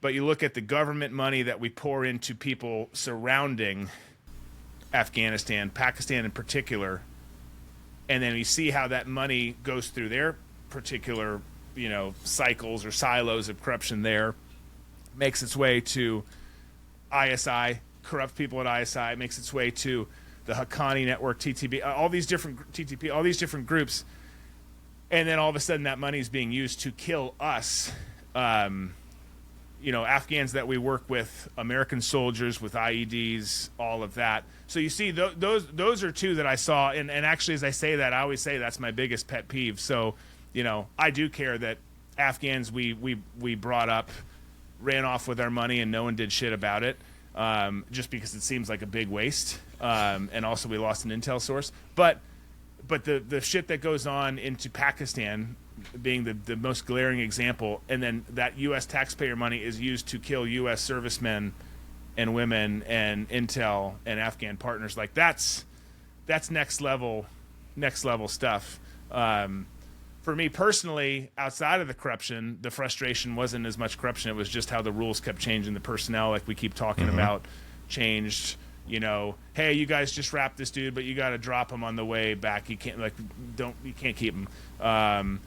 Just bullshit that like that, where it's like, hold on, what are we even doing here? Like, I thought we were supposed to be, hunting bad guys, capturing, killing bad guys, pred striking bad guys, and now you're saying like we're going to get in trouble for doing this, or I don't know if you were there then, but Karzai, who again puppet, telling us you got to do knocks and call outs for night operations. Like, do you understand how that doesn't work, right? For what we do, like, right, especially in this AO, hey, destroy your SIM cards, right. Put your suicide vest on, and tell your buddies to pick up their weapons. Like, that's exactly right. Well, let me ask you this, man. When it becomes obvious that the money that's getting funneled into Pakistan is going full circle, laundered through and coming back in and killing U.S. service members and the IC members and all these other people, first off, why are we giving money to Pakistan, and why is it a perpetual cycle that never stopped? Well, because it's the political level. You've got a nuclear armed country you want to keep in check, and I say in check like check-ish. Yeah.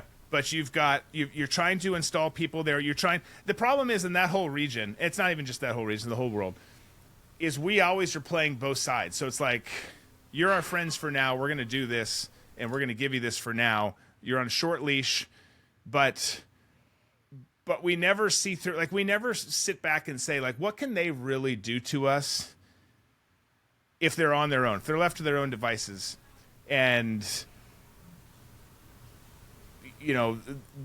they would want to have power and influence there, whether it was, there's all sorts of, there's logistical reasons, there's financial reasons, there's plenty of reasons why the political or geopolitical relationship exists and where they want that relationship to grow and foster and not upset people.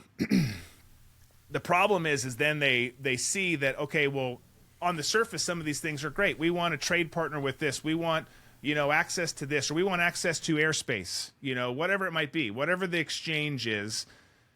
And then you see, but actually, now that we look at it, it seems like you're not controlling the money we're giving you, and some of it's going to these terrorist groups who are using it to target folks in Afghanistan and elsewhere. And then we're like, yeah, but, oh man, like we can't hurt that relationship. Like we wouldn't want to do that. So I think it perpetuates because it's just traditional DC bullshit. Like that's how things go. And I know that sounds like a cop-out answer, but it's like, no, like they don't want to fix things. It's everything works better when it's the status quo and it's just like it is now. When level-headed dudes like us can sit back and be like, we should probably turn that off, and they're going to complain, and we're going to say, sorry, don't give a fuck. And then we should probably turn this off over here, and we just don't have anyone in leadership here with the balls to do that. And there are people, but they don't have the clout or the wasta to actually pull it off because there's too many other people and forces at nature saying, no, we can't do that. We're not going to do that. Let's just not talk about this. Mm-hmm. One of my favorite books I read on this, and it's a study on sort of the failures of the CIA, specifically post Cold War Russia leaving Afghanistan. Okay, it's called Black Wars is what it's called, or Ghost Wars, excuse me, by Steve Cole. And one of the points he makes in this book is that the CIA gave all of these weapons and all this money to these mujahideen chieftains, whatever you want to call them, warlords, okay? And then immediately, once the Soviets were like, we can't handle this anymore, we're going to leave Afghanistan, they cut off the relationships that they had with all of these warlords, these chieftains, whatever you want to call them. And then they dwindled down all of these resources in the CIA. They didn't have people that spoke the language. They didn't have people that maintained these relationships with these chieftains. And then obviously what happened, 9/11 happened. We went back in, and there was this long process of apologies, mea culpas, all of this stuff, right? So like to throw fuel on your fire about not thinking ahead, okay? And obviously we all know now, like the mujahideen that we helped fight off the Soviets just eventually became the Taliban that we were fighting anyway, which happens all over the place, right? And we're responsible for creating our own enemies everywhere. My question to you is then, first the statement, there is no learning from mistakes, right? And it doesn't seem like that pattern is going to change. But this is a good spot to insert the idea of USAID and its use of NGOs and money to sort of push an idea, okay, whatever you want to call it, counterinsurgency or all this other shit throughout these regions that we know and it's demonstrable it's not going to work, okay?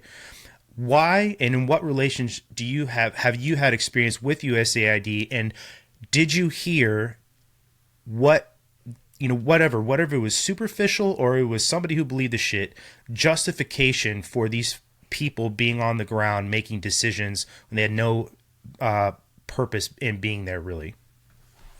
They definitely had no purpose, that's for damn sure. So, you're right. I mean, first of all, you're right. We don't learn from mistakes. Us doing what we did to the Afghans then, and multiple other countries and multiple different points in history. That's just what we do. Like, it's like we never think we never think ahead, and then we always are. To your point, we're always begging, hey, I promise we're not going to do it that way until we do in a few years. But we could come back to that. For the USAID stuff, like when I was in, I knew they were worthless. Like, we all looked at and mocked all these different groups, and a lot of these NGO groups or Red Cross like groups that were over there. We'd ping their phones, we'd run their stuff. They were some of them were dealing with all the worst people out there and on the wrong side of things. I remember there was one who would show up at one of our prisons within a prison. They knew that there was something going on at this other facility from some Afghan who told them. And they kept wanting to show up there. It's like, no, I didn't talk to him, but it's like, you cannot come into this secret facility within a facility. Like, I'm sorry, I don't know how you're not getting this. Clearly, it's there now. Good for you. You can't come in. We need to see the people in there. Like, the fuck you do. Like, you're not going to see any of them. They may not ever see anyone either. Yeah. But But then we'd run some of their numbers and like, all right, well, get their card. Like, make sure they leave a card next time. And we'd check that out, and the dumb bitch would leave her card, and it's like, holy crap! Like, they just popped up a whole new cell for us. Like, we just found a whole new terror cell in Ghazni or whatever. Like, but I saw that they were worthless, and it's like, why are you here? Like, why? It's dumb for you to be. It's not safe for you to be here. Like, go drink tea in a coffee shop in DC. That's where you belong. Like, put your shawl on, pet your cat, do whatever you do, but you don't belong here. And then you start to see, I was fortunate. Like, on the DoD side, I was in a special access program. On the agency side, I was almost exclusively on covert action programs. So I was always playing with darker money, and it's on steroids at the agency. And then you'd have people come in, like you'd have folks from DC come in. It could be agency, or they might be a congressional delegation, or a Senate delegation, or these different people, heads of departments, and like every once in a while, I didn't have to do many of them. I was fortunate. I maybe did 3, 4, 5 in all my time, where I had to like sit into these and brief these and like actually put on like a blazer and khakis. It's like, what, you want me to wear what? Like, no, I'm not going. I'm not doing it. And I never had them there either. I was in Erbil once, and they were like, hey, we need you, like, you're like leading the brief for this Codel coming in tomorrow. I was like, cool. They're like, you need to wear something nicer than what you're wearing. Like, I'm sorry. Like, this is what you have me here to do. Like, I didn't plan on this. I had to go to the freaking mall and buy clothes, and I'm sized a little different than some of the people there. So I'm walking around a mall. Like, I haven't been to the mall forever. I'm walking around a mall in Erbil. Like, I mean, this place sucks. There's no Orange Julius. I'm out of here. But right. So no get Chick-fil-A. that done, and you do that. The whole damn thing smells like hashish. Dude. It's yeah. But you do these briefs, and you start to see what other people know, and it's like none of you guys know where this money comes from. Then you see the amount of money that we have, and I'm not a budget expert. I'm not a GOA guy or any of that stuff. or GAO, whatever, Government Accountability Office. I see. I'm clearly not a guy. I can't even get their acronym right, but it's irrelevant. It's irrelevant. You start to see, like, where does all of our money come from? Because we've got a lot of fucking money. Like, we can do whatever we want. Like, where does it come from? None of these people know, and they shouldn't. Like, congressmen shouldn't know. Some of them, if on certain committees, should. But they don't know anything either. It's like, we can just really do whatever we want. And I don't know where this all comes from. And, again, it's fun when you get to be on the right side of it. But it is crazy. So all that to say, I didn't really give you an answer. I didn't ever notice or piece together when I was in that USAID was just a cutout for funneling money everywhere, or this organization over here was. It makes total sense, but when you're in it, you're just like, I just got back in country. I've been pissed thinking about trying to find this guy, and if you guys wrapped him up while I was gone, I'm going to be pissed. And you're just so, like, mission focused that you're not really paying attention to that, or you're bitching about how the new leadership sucks or whatever. You're not really focused on that. But then as you step back and you get out into the civilian world and you realize, like, man, I was on the wrong side of a lot of shit, and you start to see how some of this all really works. It's like, oh, okay, yeah, I get it now. I totally see it now. Now like, that makes sense. Just needed to step back. Yeah, Brandon, are we the baddies? Right. No, I mean, do you guys ever feel that way? Like, I feel like sometimes, like, shit, like, I fought for the Empire, not the rebels. Yeah, Yes. So my special operations career has been very interesting because I actually started off as, like, a civil affairs medic. So I was doing a lot of liaising with a lot of NGOs, USAID, quite a bit on my two combat deployments, as well as you're not supposed to say with the agency, but whenever you talk to somebody and they're always from the State Department, and you're like, well, this is a really long ways away from the embassy guy, but okay, you know what I mean? But we did a lot of work with a lot of people like that, and I was trying to, this is like several months ago now on this podcast, when USAID was in the news all of a sudden because of Doge, right? Trying to get people to understand, how it's used to funnel these funds and, like, what actually happens. I always reference, there was a project that I ended up being tangentially kind of connected to in a little bit. They were trying to build a children's park in one of the villages in Syria, right? And so this children's park did not cost millions and millions of dollars, but that's what ended up getting paid out for it, right? And so you can automatically see it's the old hey, how much gravel do we need? Well, that depends. How much op fund do we have? You know what I mean? And so it's like everything just gets a receipt written for it, and the money flows, and then where it goes, hey, nobody knows, kind of thing. But it's funny, the things that they tried to pick as their cover for how they're moving money, right?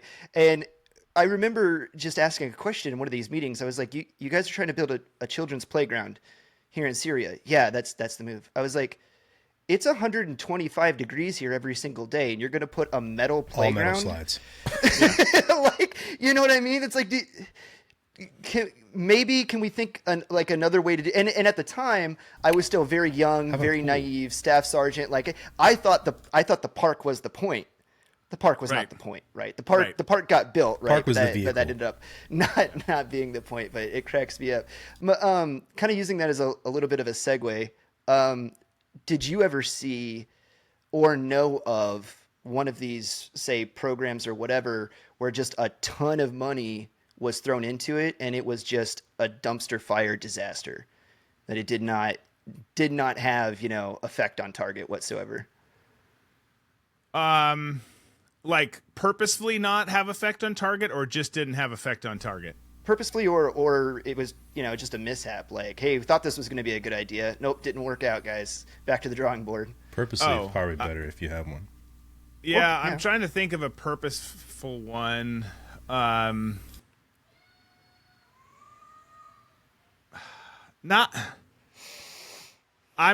keep thinking. I can't think of one that was purposeful, at least that I was a part of or saw firsthand. I know they're out there. The amount of fraud, waste, and abuse is epic, because, again, when you're playing with house money and you've got as much as the agency does, like, you're just you're just throwing it all. I mean, it's crazy. I've talked about this in short order and without many details on my show before. I was told to at 6 p.m. It was maybe 5:36 or so, about to go down and get chow, and I was told by my boss, because it was use it or lose it time, right? Spend it because the fiscal year September to an end. Yeah, it's like, I need you to spend $1 million. We need the same budget next year. Yeah, I need you to spend $1 million. I was like, okay, by when? He was like, by midnight. I was like, okay. Everybody's getting flashlights. Oh my gosh. I mean, it was seriously. It was like, okay, here's a couple things that we actually do need for the unit, for the Afghan unit we were training, and then, okay, is that all? Yeah, that's all we need. Okay, guys, gather around. Like, what are we gonna get the unit? Which we did, and the unit got it too. But what do you need also? I mean, it's just insane. Like how the government operates. I've told this story before too. We're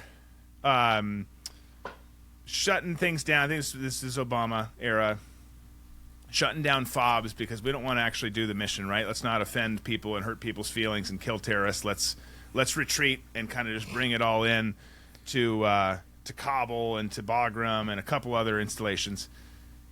And have you heard me say this, Chris? I don't know if you have, but we're going to close down Asadabad. We're going to close down a lot of the things on the eastern border there, and we're building a new facility there, $3 million, and DC calls in. It's like, hey, hold on, we're shutting down this base, that base, and the other base. Why? So you have that whole conversation, they're not willing to listen to reason. It's like, okay, this is going to go terribly, for this operational, for the security, for the operational environment. But all right, roger that. But make sure you tell someone, because they're about to build this $3 million facility. It's already contracted. It's underway. Like, it's been, allocated. We should stop that so we don't spend the money. No. Finish the build. Finish the building, and then we're going to blow the base. It's like, wait. So we're going to finish it only to destroy it. Yes. Okay. I think you've lost me at this point. Like, I don't even understand what we're doing anymore. That makes no sense. No sense. Now, to be clear, it did not happen. It got reversed and the base stayed open later. Building got done, and now the Taliban are using it. Good for you guys. But like, that was going to happen. Like, that was like everyone around the conference table. Like, yep, this is what we're doing. That makes the most sense. Okay. Well, Brandon was talking earlier, right, about how we make relationships. Advise assist. We make relationships with these people, and then, like, basically, since the Montagnards back in Vietnam, it's like, oh well, that was fun. Hey, we're out heading back to America. Good luck, guys, right? And then having to go back in. Oh, your example was the Mujahideen, though, right? Yeah, we were working with the 80s, and then basically forgot about them because it became inconvenient. And then, oh man, now we got to, it's like, oh, do we know the Soviets are collapsing? Why do we care? Oh, yeah, I think so. Right. But I actually had an experience where we did this in the span of 45 days, where it's like we were on ground in Syria. The SDF is asking us, because they're watching the same news that we are, right, about, hey, it's like, we're going to start rolling troops back. Are you guys leaving too? And, my team leader telling them every single time in every single meeting, look, we have not received any orders coming down. We are here until the mission is finished. All the same things that the officers say.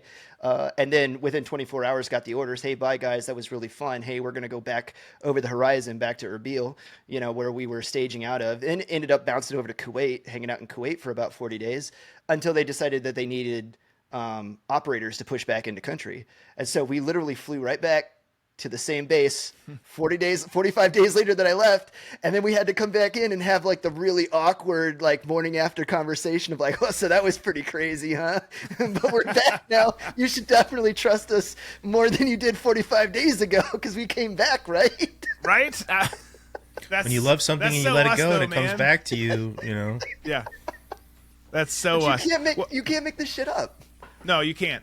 Well, and I mean, it's not just agency. That's government. It's military. It's the people at the top who don't have to have these conversations like you had with those guys. Right. never have been in that conversation. We're like, just, I don't know, just smooth it over, like make it fine. It's like, no, some of them were killed after we left, and they're not too happy.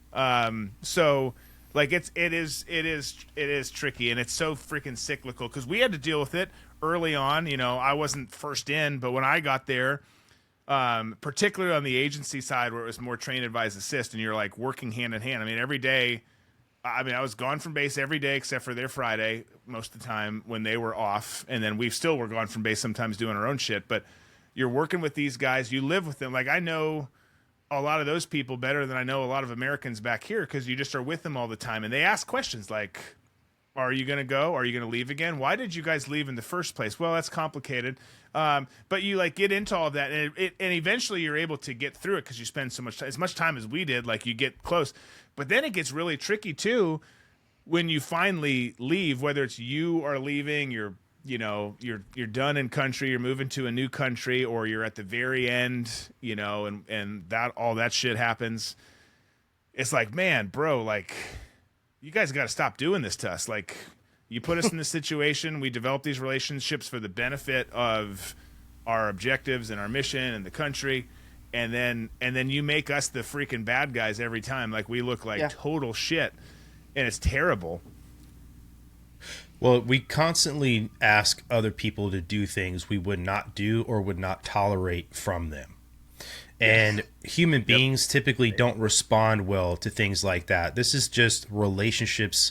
This is familial relationships. These are friendships, all these things. And it is like I think we have this expectation, and we probably have the same expectations that every other empire, the British, the Romans, right, had of other groups of people, right? Like, oh, it doesn't matter, the Goths over there aren't going to care. They're not going to rise up that we sold all their children into slavery. It's not a big deal, and we do all these insane things that obviously come back and bite us in the ass. But speaking of things that bite us in the ass, like, what was it like during the period of time when Edward Snowden and Julian Assange were just dropping bombs? Like, what was the reaction? And then did you see anything specifically where you were like, fuck, like this is going to be bad for us?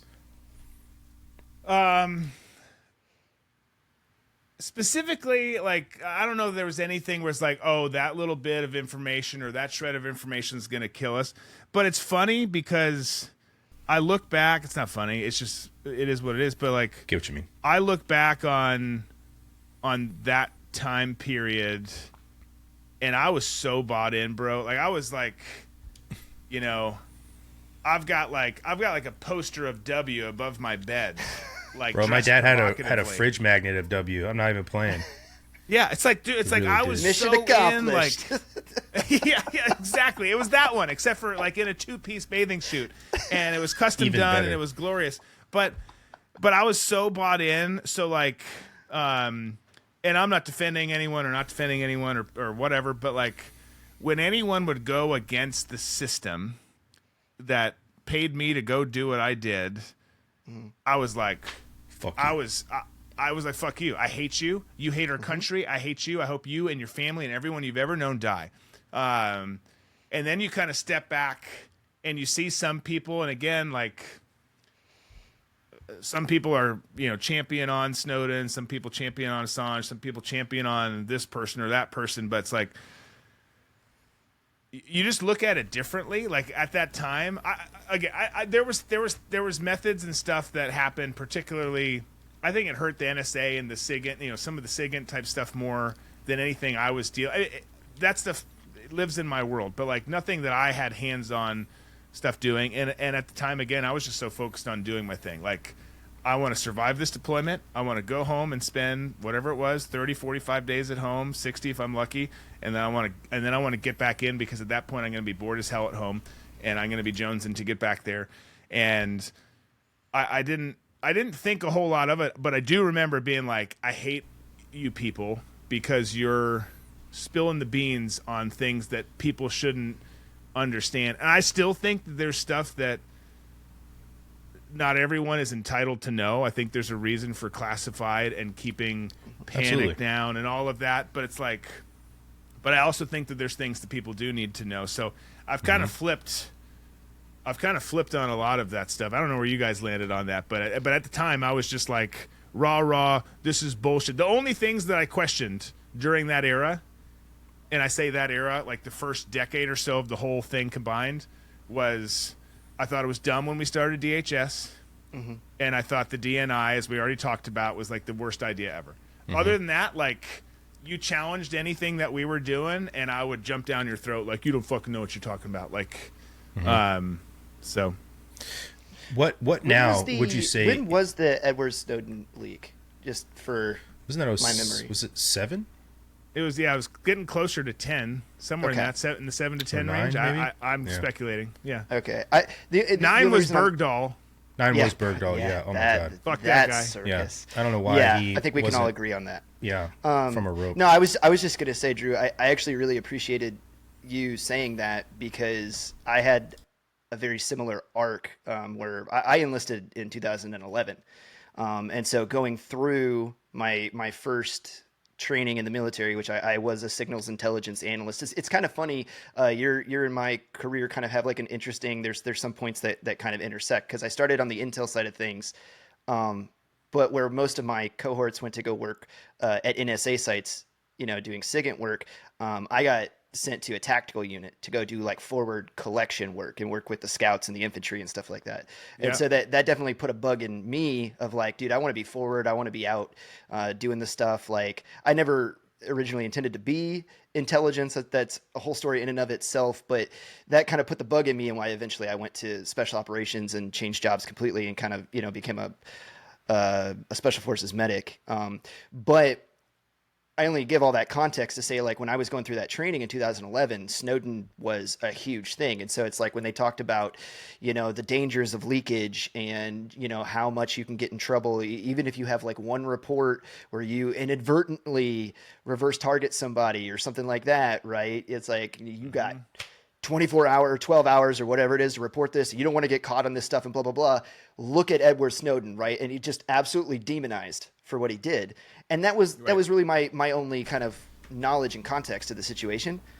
But then, like what you were saying, as things have gone on and I've learned a lot more about the inner workings of the government, and you can't help but all of a sudden figure out like this one thing, and then that cracks open the can of worms, and then you start going down the rabbit hole, and then all of a sudden, before you know it, my views on Assange and Snowden have very radically changed over the decade and a half that I've been in the military. So I appreciate you saying that, because that's very similar to my experience with that whole process. Probably as well. the same experience for a lot of people. Yeah. Well, and it's weird, right? Because like I would never. Even now, like if I knew something super nefarious was going on, and this probably sounds bad, and that's fine, I'll own it. But like, I'm not, and it's weird because I'm not a rule follower, but I also would never see myself as being a whistleblower, because it's kind of like, all right, I want the mission to succeed, and you could say, well, it's not succeeding, or this is going wrong because of that. But it's like, well, I want the mission to succeed. I don't want to make waves with this particular thing. I know this isn't right. But I also don't want to pit, especially with where I worked. It's like I don't want to get into a fight with any 3-letter agency. Like that's just it's a losing proposition 9 times out of 10. So but I can see the value in people doing it, and then starting the discourse and the conversation that comes from it. Having access to like, well, are we doing this the right way or are we not? Like those conversations are important to have, but it is weird because it's like I still would never like I don't think I would do it. And but I'll tell someone in charge things that I shouldn't say up the chain. I'll do things despite what they said. I mean, we had more freedom than most, and you have a bunch of civilians running things, and then you have a bunch of ground pounders and pipe hitters and whatever fucking phrase you want to use underneath them, and they don't know what to do with them. So it's like, boss said we can't do it. Okay, cool. So what are we gonna do? We're gonna do it. we're gonna do it. We're gonna work with this office. We're gonna flip our fucking Bluetooth off, and we're gonna go do this because it's the right thing for the mission, and we're gonna hope that it goes right. And that's tougher to do in the military context, and we can do it. And it's not.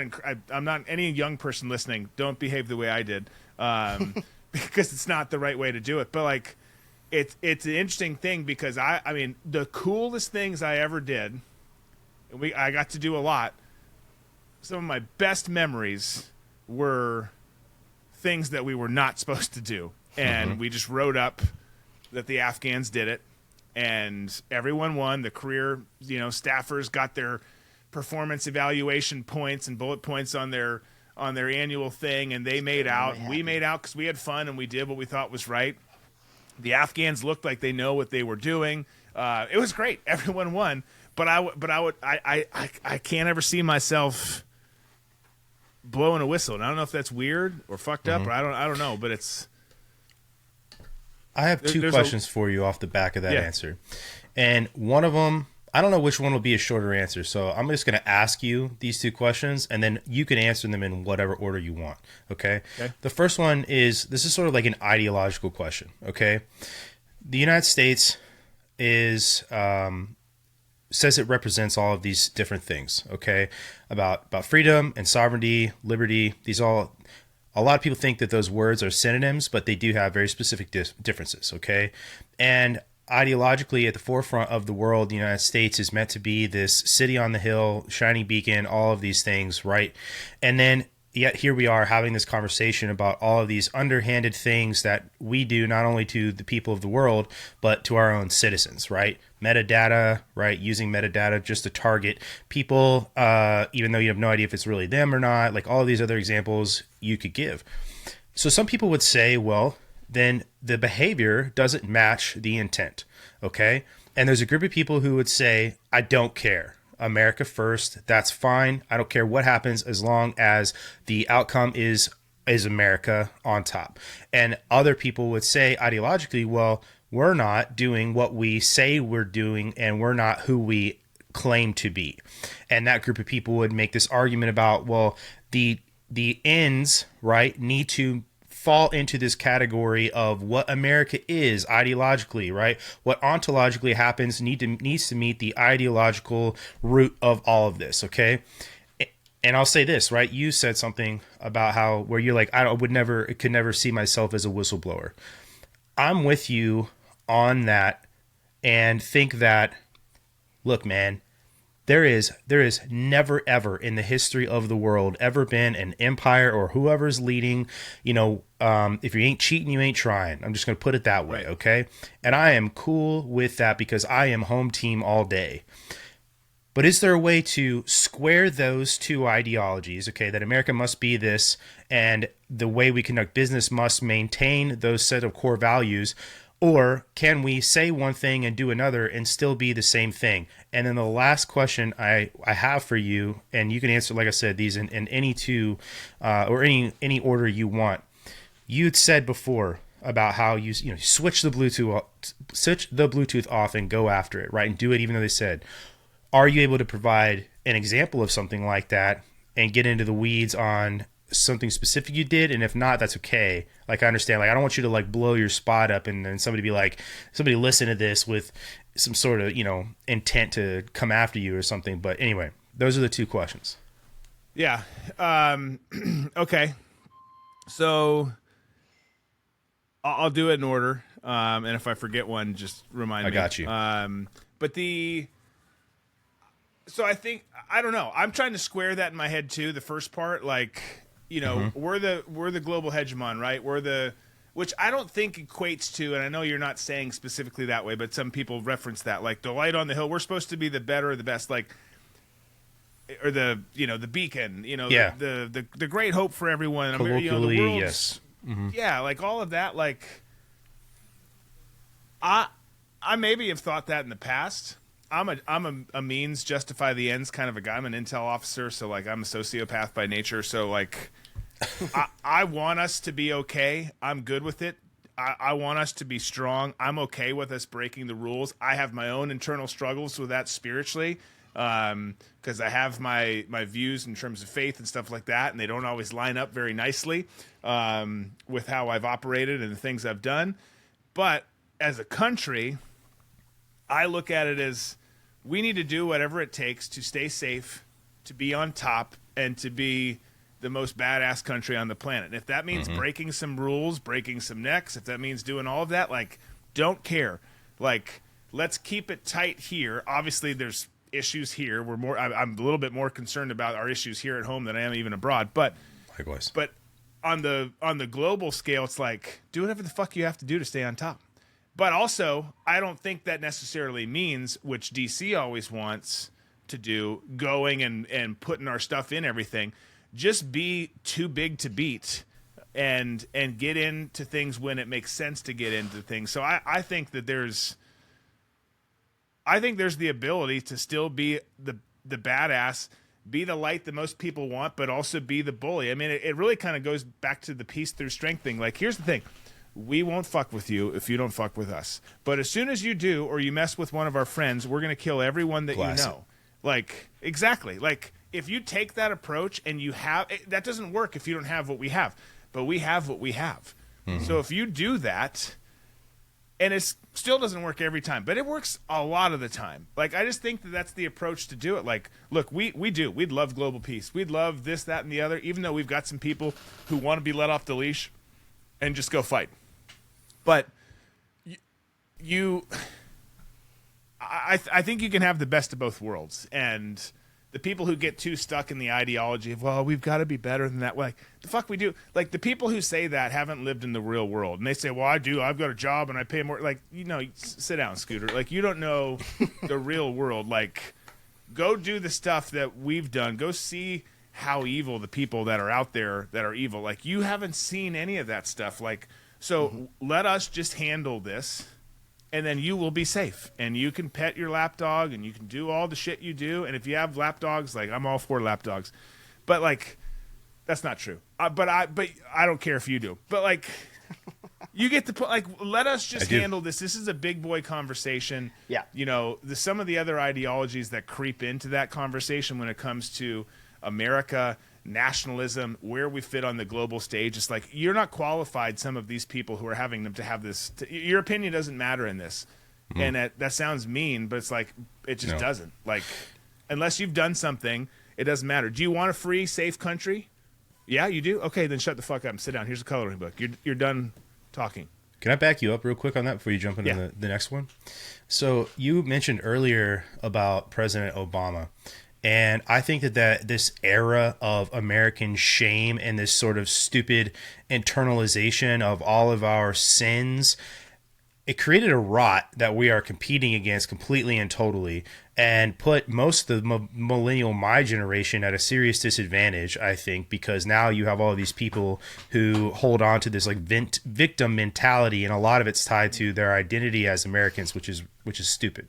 So I blame Obama for that wholesale, right? This idea that, like, oh, well, we're still going to do these things, but I'm going to apologize for who we are, but I'm going to go kill more people than any president with a drone ever, and do all this stuff and behind the scenes, which doesn't make any sense, and is completely hypocritical.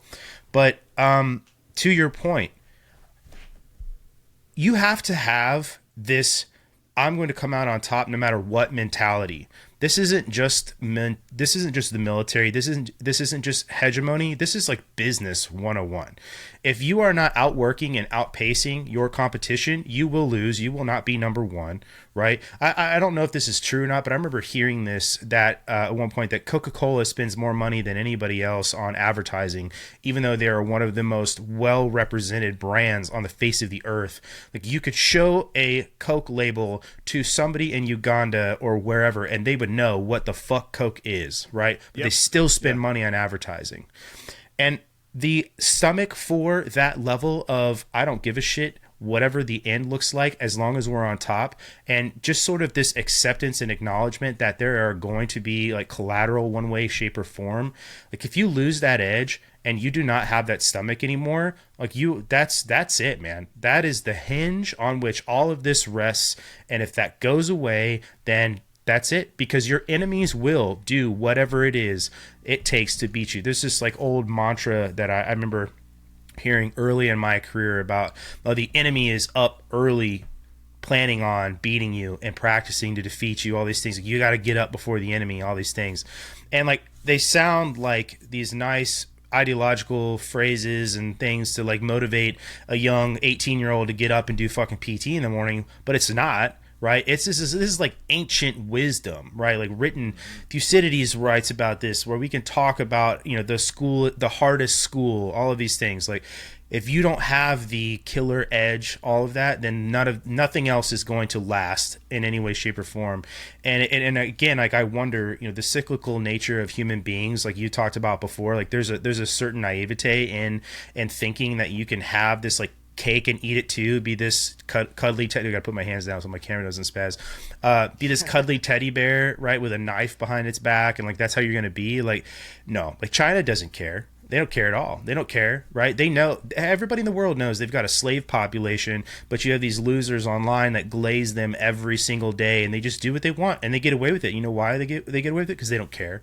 That's really what it is, right? Walk into the room like you own the place, and people will treat you as such. You know, 100% Yeah, and you're absolutely right. It started, not to say that there weren't elements of it before. Like, we were death by 1,000 cuts going back decades and decades and decades, and then it became like, you know, gashes under Obama. Like they became gaping wounds, and I actually in Afghanistan. I got to meet him. Like, I got to shake his hand and be. Some of us flew up on a Chinook when he was surprising the troops at Bagram. I got to go in and be there, and you can see why people get excited about him, because he's got this aura to him. Mm-hmm. But no one. I mean, the changes that started for this country, that are some of which are just being realized now. Under that dude, like that began under that dude. I mean, the consequences are devastating. Like, we're like behind the 8 ball now, and a lot of it is that. A lot of it goes back to that. I'm ashamed to be American. I'm ashamed to be a certain color or a certain this or that. It's like, no, just be a proud American, man. Like, this is a great existence. You've got something. You've got this amazing path in front of you if you'll choose to walk down it. But they're choosing instead to be like, nope. I hate myself and my family and my country. I'm gonna go do what? Like, it's like, what? Like, it still blows my mind how much damage was done there, and how much damage was done on the government side too, because he put people everywhere. There's poison pills all over the government from that administration, and it's absolutely wrecking things now. Yeah, no doubt. To put an exclamation point on both of your guys' points, like, those same pussies are the ones that are in charge of making decisions on foreign policy, right? Whether they're the case officer on the ground, like you were talking about, like, I'm not going out there. That's not my job, right? Or whether it's freaking Mitch McConnell and Lindsey Graham, like the same guys that beat the war drum every single day. You're like, these guys are never going to, you know, pick up a rifle and go fight for the United States. They don't have children that are ever going to pick up a rifle and go fight for the United States. You know what I mean? But they're the ones. Yeah. And then also, like you were saying, Brandon, but then also want to say, oh, but we can't get too Machiavellian about it. Like, let's send our guys into fight, but then handcuff their hands behind their back with ROE, like call outs and such, like you referenced earlier, so that they can't get the job done ruthlessly and efficiently. Mm-hmm. Yeah. Like, it's this damned if you do, damned if you don't that most of us wind up in when we go over there.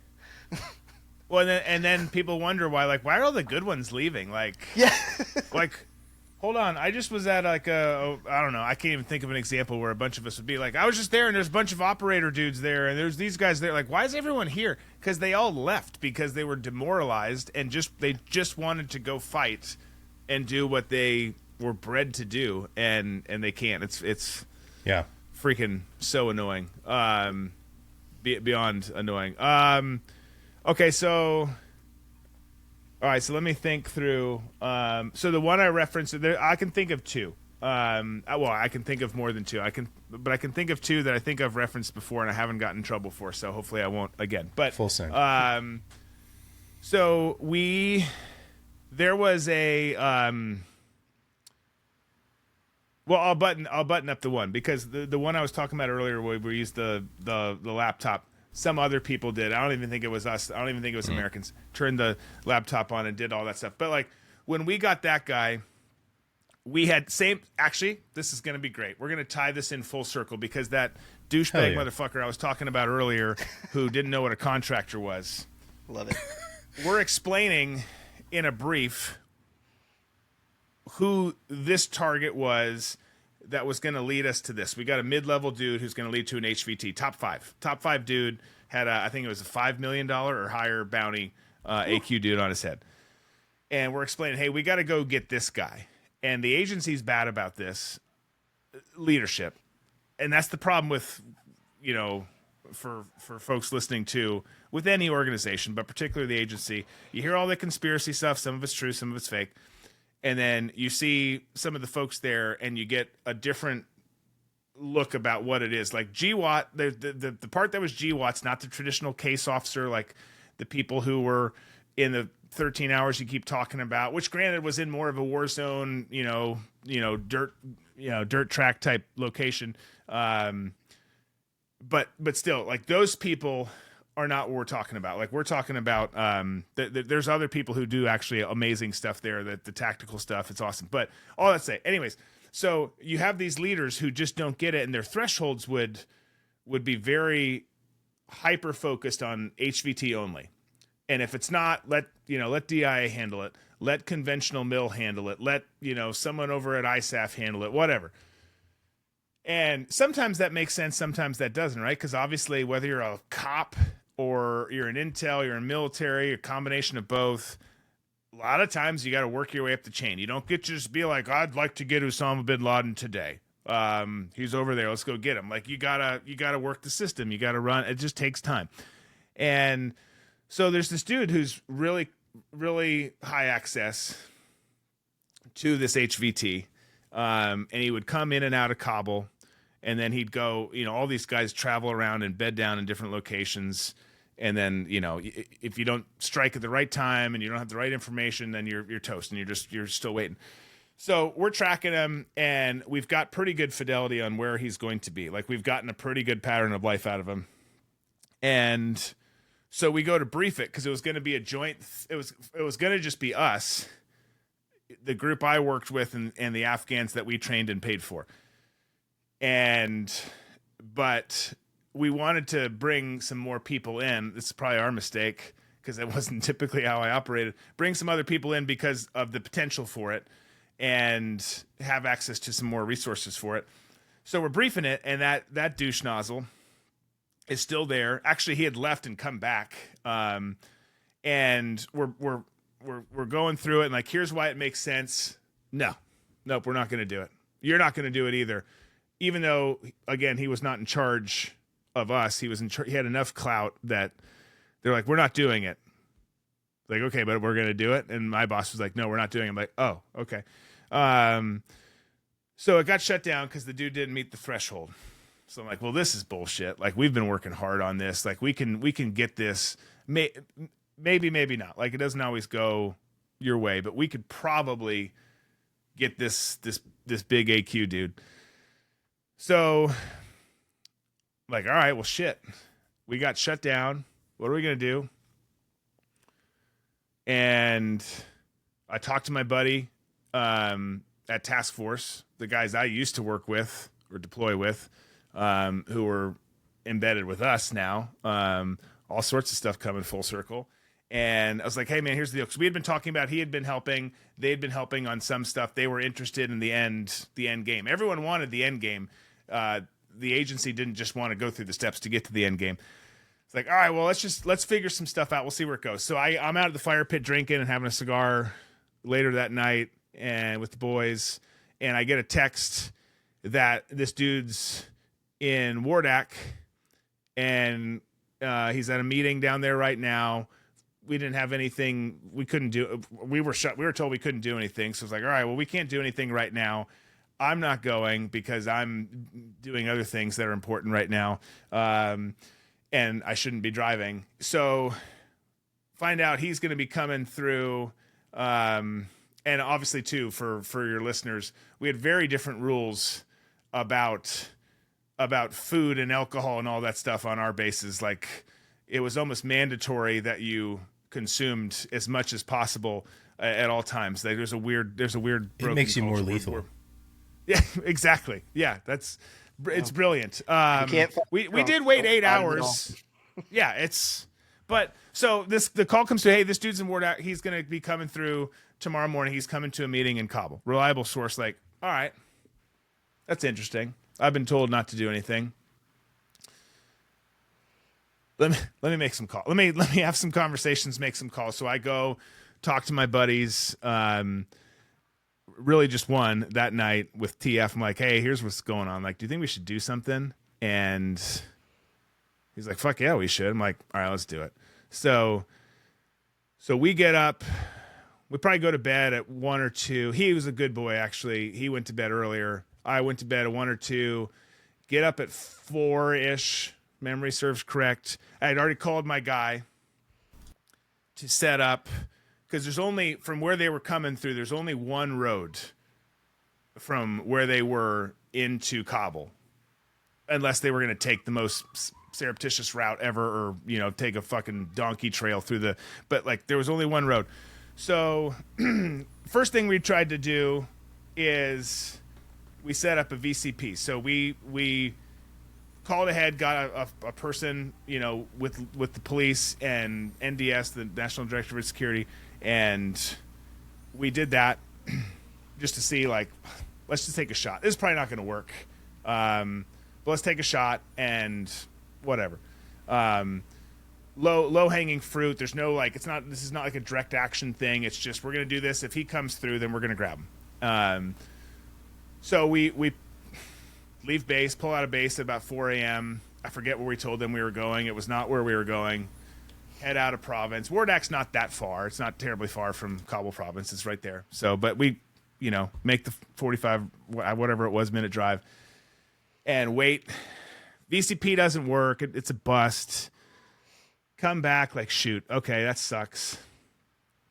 He disappears off the radar, but then comes back on. Obviously, I'm saying radar for those listening. It's not really radar, but he comes back on. Source says he's here. So we grab some of the guys, some of the Afghan locals. You know, at this point, I'm not working with our guys anymore. I'm working more with TF and the Afghans. We get this dude. We end up wrapping this dude. He's the dude who was stubborn earlier. Didn't want to talk to us. He didn't like me very much. But we ended up getting him on his daughter, and then we end up getting this guy to start spilling on this dude who's in Pakistan. And then I go and I brief. I bring it back up at this point, because it's like, well, we're not a team at this point. There's like a couple of us just doing this. You can't get task force to go in there without authority. I can't get any of our guys to go. Like, this is not happening. So we're going to need some extra help here. So I end up briefing it back up, and most of leadership gets called in at that point.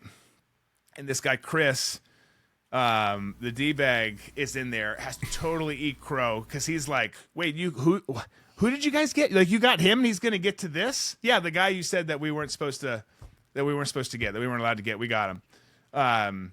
Which obviously got in a smidge of trouble for that. But he looked like a total jackass. Leadership always hated him. Gosh, I hate that guy. Fucking hate that guy. So he looks terrible because we've gotten this now, and now everyone's spun up. Let's get everyone on board. You know, chief of station's on board. This division's on board. That division's on board. Somebody get on the horn with ISI. Let's do this. Everyone's coordinating now. So it started off, you know, and that's a pretty docile example going that way. Now, in that case, we had to give 7 figures to ISI just so they wouldn't blow the operation and leak it. Because, again, holy shit, even though we're already paying them, we had to pay them not to tell them that we're going to grab this guy to bring him back over, because that's how fucking dumb we do things. But that all ended well. And then, sorry, was that a fairly normal thing? That if you had something pop up like that, like, hey, you got to tax them onto the monthly fee?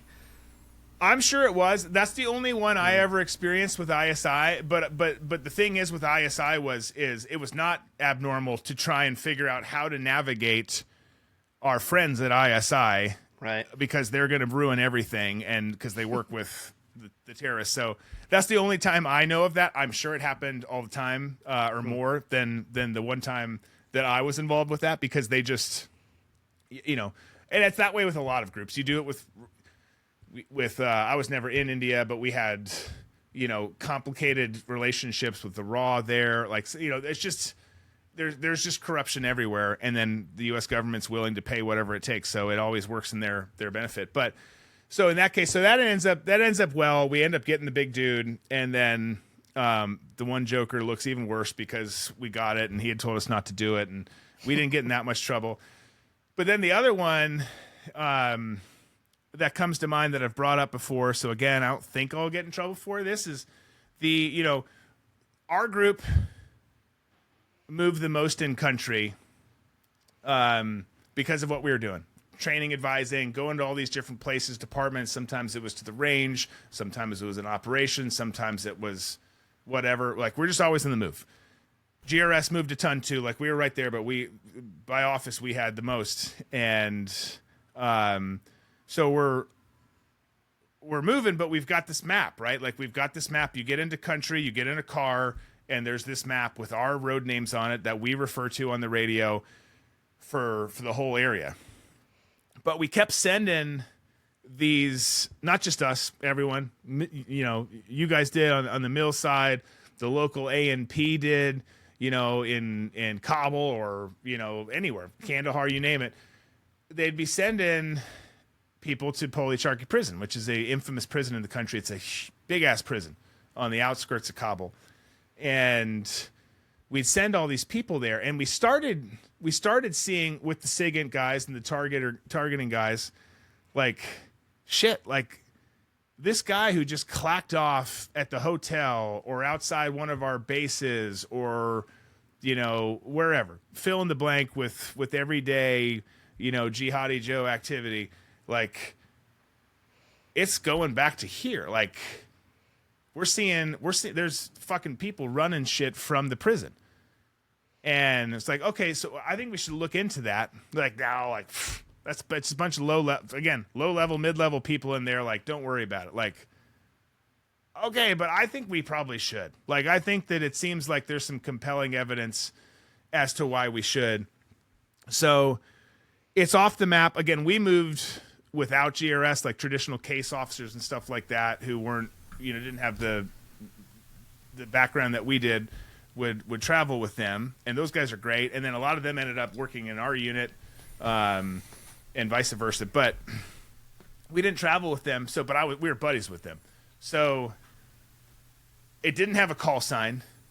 It didn't have the road, like literally the road didn't reach the end of the map, like where this place was. Like, well, all right. So I'm talking to my guy, Shafi, who's my interpreter, who's now here. We got him out at the very end, which is a different thing. Like, well, bro, like, here's the deal. We're going. Like, we're gonna call down here. We're gonna say we're going here. Once we get there, we're gonna call into base, flip the Blue Force off, and then we're gonna head out there, because he knew a guy. His uncle was a judge who knew the general in charge. So I was like, get me a meeting. I just want a meeting. I want to go. First of all, I want to see this fucking place because it's gonna be interesting. Second of all, I want a meeting because I think that this is a treasure trove of information. So he gets me a meeting. I do the, you know, wow, we really want to support what you're doing here. Like, maybe there's some stuff we could help to, you know, do this, which in the end I did. I got them some support. It was total bullshit at the start. But he's like, yes, this would make me look at, he didn't work for the people we funded, but this would make me look good as a, you know, Afghan general. So let's do it. So he gave me a little bit of free reign, not much free reign. I was in a short lease, but I got to kind of explore around there. So we started doing some stuff there. Eventually that got to, hey, like, here's the deal, General. I really need to, I heard that this guy's here. I'd like to talk to him. And then I heard this guy's here. I'd like to have someone else put in that cell to talk to him. And we started doing, you know, prison ops. Like, we'd plant people in and start collecting information that way. This is a place, by the way, that's so fucked up that you had a whole cell block. The guards were taken over and the prisoners were running it for a while. And it wasn't like a few hours or days. It was weeks. It was like, what? Like, how the hell? Anyways, So this place is totally jacked up. There's multiple cells, all sorts of stuff there, and we start running this stuff. And sure as shit, we're watching people bring stuff in, not like bread and a picture of daughters, but like I saw a dude carrying a fucking big screen TV. It was like the kind like with the deep back, like the tubes in it, on his shoulders one day to bring it in. Obviously people are bringing SIM cards. Like you're bringing all this stuff in. It's like, well, no wonder the guards are on the take, some of them, so they're giving each other phones. So we're starting to break up cells. We're starting to see like, okay, this guy called this guy, he was tied to this attack. This cell's over here in wherever, Ghazni, Logar. And it's starting to get interesting. Eventually, I start to brief, how are you getting this? Well, I've been going there. Like we've been going there and doing stuff because we know it would lead to some good results. So, and I told my GRS buddies before, like, hey, I'm going here. Like, if I need like any kind of QRF support, like this is where I'm going to be. Like, they don't know, but you guys do. So we build the momentum and the case for why it's important. Then we get to name the roads and the locations and all of that. And then it becomes kosher. When it was all said and done, we had another building and we were about to build a helipad there inside the compound for in case the shit hit the fan like it did with Mike Spann way back at the beginning. So things scaled nicely there. But we would break up stuff that was freaking awesome. We had some of our guys get put in there. We were able to help them because they shouldn't have gotten put in there, and I can't tell that story because of a certain family that's high up in Afghanistan that it ties to. We got in trouble for that one. We still gave them stuff. Don't give them anything else. Got it. All right. So, but we would do all that. But here's the thing. So we start scaling things. We have some. There might be like devices out there that you can just grab everything in the area if you walk through it, right? So I'd gotten more aggressive there because it was leading to other stuff. If we get this information here, then we can go get that guy. Like it was like just drumming up operations, or it might have been drumming up something for the targeting shop and the Preds, whatever. But it's drumming up successes. And so I get leadership more excited. I'm like, hey, what if I went in? This guy's over here in this dangerous block. What if I got in there? Though you can't get in there. I was like, I'll get in there. What if you got in there and you brought this thing with you? Like, yeah, easy day. So, we're making this swap. Not that crazy. Whatever. Not that dangerous, relatively speaking. Go in, gonna go into the cell, can't take my gun, so I hand my gun to this guy as another guy's sticking a 26 down my, the back of my pants, and I go into the cell and I'm walking through there, and I talk to this one guy with one of the Afghan guards in my terp, and meanwhile I've got something in my bag that's grabbing stuff, and then we get that information, some scowls out of that cell block, and we come back out, we bring it back. They had wanted this shit. Bring it back. This thing has a lot. Let's just say a lot of records. A lot of records on it. Like, here you go. We got it. Here's all the data you wanted. They loaded in. This is great. This is fucking awesome. This is too much for us to consume. We can't do anything with this. Like, and they never did anything with it. Wow. It's like, you sent us in there. Like, first, granted, I went without your permission to start, but then you got on board with it. You got excited, and then you were like, get into this block, get into this block, get in with this guy, collect all this information. It's like, that's just too much. So it's like the perfect end to how the agency works. Like, you could have stopped so much with some of that information, but they didn't. So that's another one. We're just flipping it off and going where we weren't supposed to go to start, but it led to good stuff, and that's how I always operated, to my own detriment. It's like, well, if I think if it's mission first, then I'm going to do it, and if I have to beg forgiveness later or get sent home, which did happen at one point, then that's okay. I like that. So I got a sort of an off the wall question for you, but you're talking about ISI. Who was more of an obstructionist for you guys? Would you say it was ISI or like CUDS? They were both really active. I don't know that you can crown a winner there. They're both really active. Okay. You know, on any given week, this attack happens, and you can tie it back to Quds Force and that regime, or this one does. Probably in terms of like tangible intelligence that we saw or could, you know, hold in a document, there was probably more that you could tie directly to ISI or even loosely to ISI in the Pakistan side of the border. Mm-hmm. But IRGC was really active there. I mean, they were super active. Yeah, for There's sure. so many people active there. And then, I mean, Russia would still be active there, obviously on a different level. Mm-hmm. Not comparing IRGC and ISI to Russia's involvement there. But there was so much shit happening in the ground, particularly in the bigger cities like Kabul and Kandahar, that it was always wild. But yeah, I mean, IRGC was definitely heavily involved. They're involved everywhere. I mean, I'll give them credit. Those guys have their hands in everything. Yeah. No, it's one of these things where I don't think a lot of people really understand GWOT outside of most of just the conventional stuff. And I know you guys had a totally different enemy, really, than conventional guys did, even special operators, right? Because of just the nature of your work. And I've always wondered, because I think ISI, like intelligence community-wise, is viewed as probably one of the most adversarial from both sides of the fence for the CIA or whoever, the NSA, or, you know, American intelligence. But I don't think up until even like recently, IRGC Quds Force has gotten the attention that it probably deserves. I think the majority of the attention, like from Iran, has to do with more like American troops dying and like some of that tech, right? But I don't know. That part of it is interesting to me to hear from you, because there are so many other unconventional forces at play at GWOT that just don't hit the mainstream, because I think everybody just likes hearing about bullets and like hearing about, you know, fucking kicking doors and shit. And it's like, you know what, man? At behind the curtain though, like this is really the wooden spoon stirring the pot, and that to me is the most interesting thing, because it's that invisible hand, right? That's why.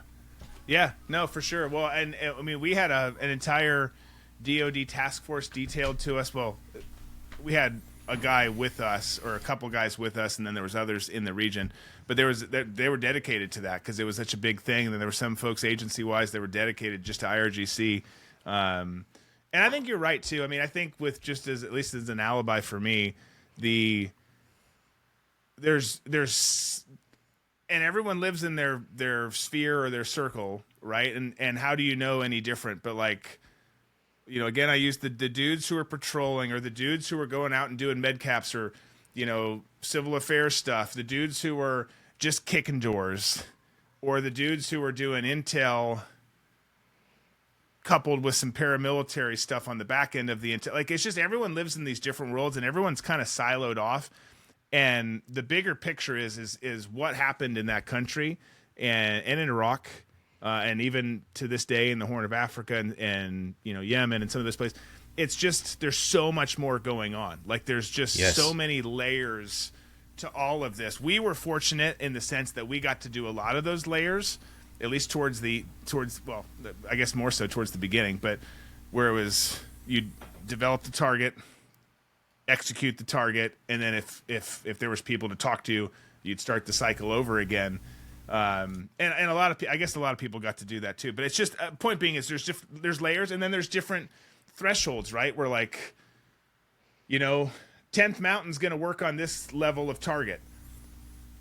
White Soft's going to work on this level of target. You know, the tiered units are going to work on this. The agency's going to work on this. And then in some cases, the agency and the tiered units are going to come together on this. Some case, the agency and these guys are going to come together. And who's got clearance on what. It's just, it's really, when you step back and look at all the stuff that happened there, all the groups, it was a fascinating time. Fascinating time. Yeah. No, I've always found that aspect of the GWOT to be incredibly interesting. I think that as we get more distance from it, we'll start to see a lot more of this stuff coming out. Sort of the same way, like after the Cold War, you get all these people, right? Like they're going to write a book or they're going to do something about it, some crazy thing. And I think that the untold story there will be something that Americans who just had, don't have the advantage of knowing this information or whatever, I think it'll put into perspective in maybe a shocking way, maybe something that shakes Americans deontologically enough to like really see like, holy crap, like the sausage being made over there, and like understanding it now through the lens of looking back on it, especially people that watch 9/11 happen. It'll just be like, fuck, Chris, I know you had a question.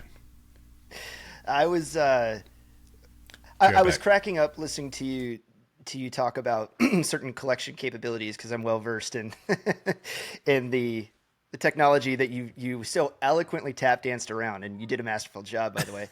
But it reminded me of this tweet, and I had to pull it up to make sure because I don't want to miss a tribute here. But you've got people like Laura Loomer, which is calling for Palantir to be deployed, or this is back during the LA riots 2.0 that we had just a couple months ago.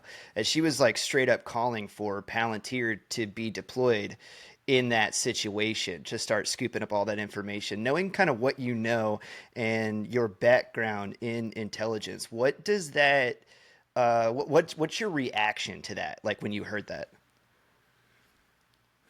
Well, I know her not that well anymore. Okay. But first of all, that kind of stuff is always deployed in those areas. They have been dating back to, for a long time. Certainly back to Ferguson is the first touch point I can think of. And then talking to people who are still in, it's you still see some of that stuff. But you've got these groups on the outside. I'll just say I think Palantir scares the shit out of me because of what's going on there. Now, the capabilities when it comes to some of these incidents here in country, that tools like that, and there's a couple others, well, I'm sure there's way more than a couple others, but a couple others that I know of that can capture some of that data and connect the dots is really impressive and a useful tool in certain things. And it is in that sense, because you can see, she said it before, an LA riot. Yeah, it had to. So her specific tweet, this is back from June 8th, says, time to deploy Palantir tech to Los Angeles to deal with the illegals. You'd love to see it. You're lying if you wouldn't. That's her tweet that I've got pulled up and reading. So, my problem, I think that this is, we actually talked about this on my show today. Or maybe it was yesterday, whatever. It's all running together. They all blend together, don't they? When you live stream for a living. Right? I mean, but like this is one of those things where you've got amazing tech that can be used inappropriately, and also appropriately. But you've got where things are going with Palantir is a concern that Americans should be concerned about in terms of privacy and some of that stuff. So I'll say that real quick. But then when it comes to like the positive element of it is when you're talking about immigration and the information you can collect and who it ties back to, where people come from. Like there's a lot of data. You can peel back that onion a lot. When it comes to the riots in LA, where all these mouth-breathing kids and adults are showing up, or the riots in the summer of St. Floyd and in Minneapolis and all the different cities back then, is you can start to connect the dots, and that's when you can see very clearly, oh, these are paid agitators because they've been at every fucking one of these events. So, pallets of bricks. Where do they come from? Yeah. So I think there's benefits to that, but like the tricky thing is I'm. When it comes to deploying that stuff here, or at least, and this sounds like a double standard, but like at least talking about it openly, it's like, I don't know. And then when it comes to, certain uses of the military here at home, it's like, I don't know. Like call me old school. Like and I'm not saying, I'm not trying to piss on what happened in LA. I'm not saying that. Like I'm not like, you know, I think at the same time, going back to our conversation about America, like, we got to do whatever we got to do. However, in the political climate, I think there's considerations that have to be, taken into account. Like, if you do this, here's what's going to happen. And I think it's tricky. Anyways, what are your thoughts on the Palantir thing and what she said? Actually, it's going to be boring because it kind of mirrors what you said. And this is one of the reasons that I actually enjoy watching your show. It's just, you can tell the plethora of experience that you have and the depth of knowledge that you come at a lot of stuff with. And I think in this modern day, not to slob your knob too hard here, but anybody out there watching, like, you should definitely go check out This Is My Show with Drew Berquist. It's on Rumble as well. It's great stream in the middle of the afternoon. But I really appreciate the way that you slice down the middle of topics like that, because situations, right, especially like this, there's almost always a gray area, to navigate and to consider when you're looking.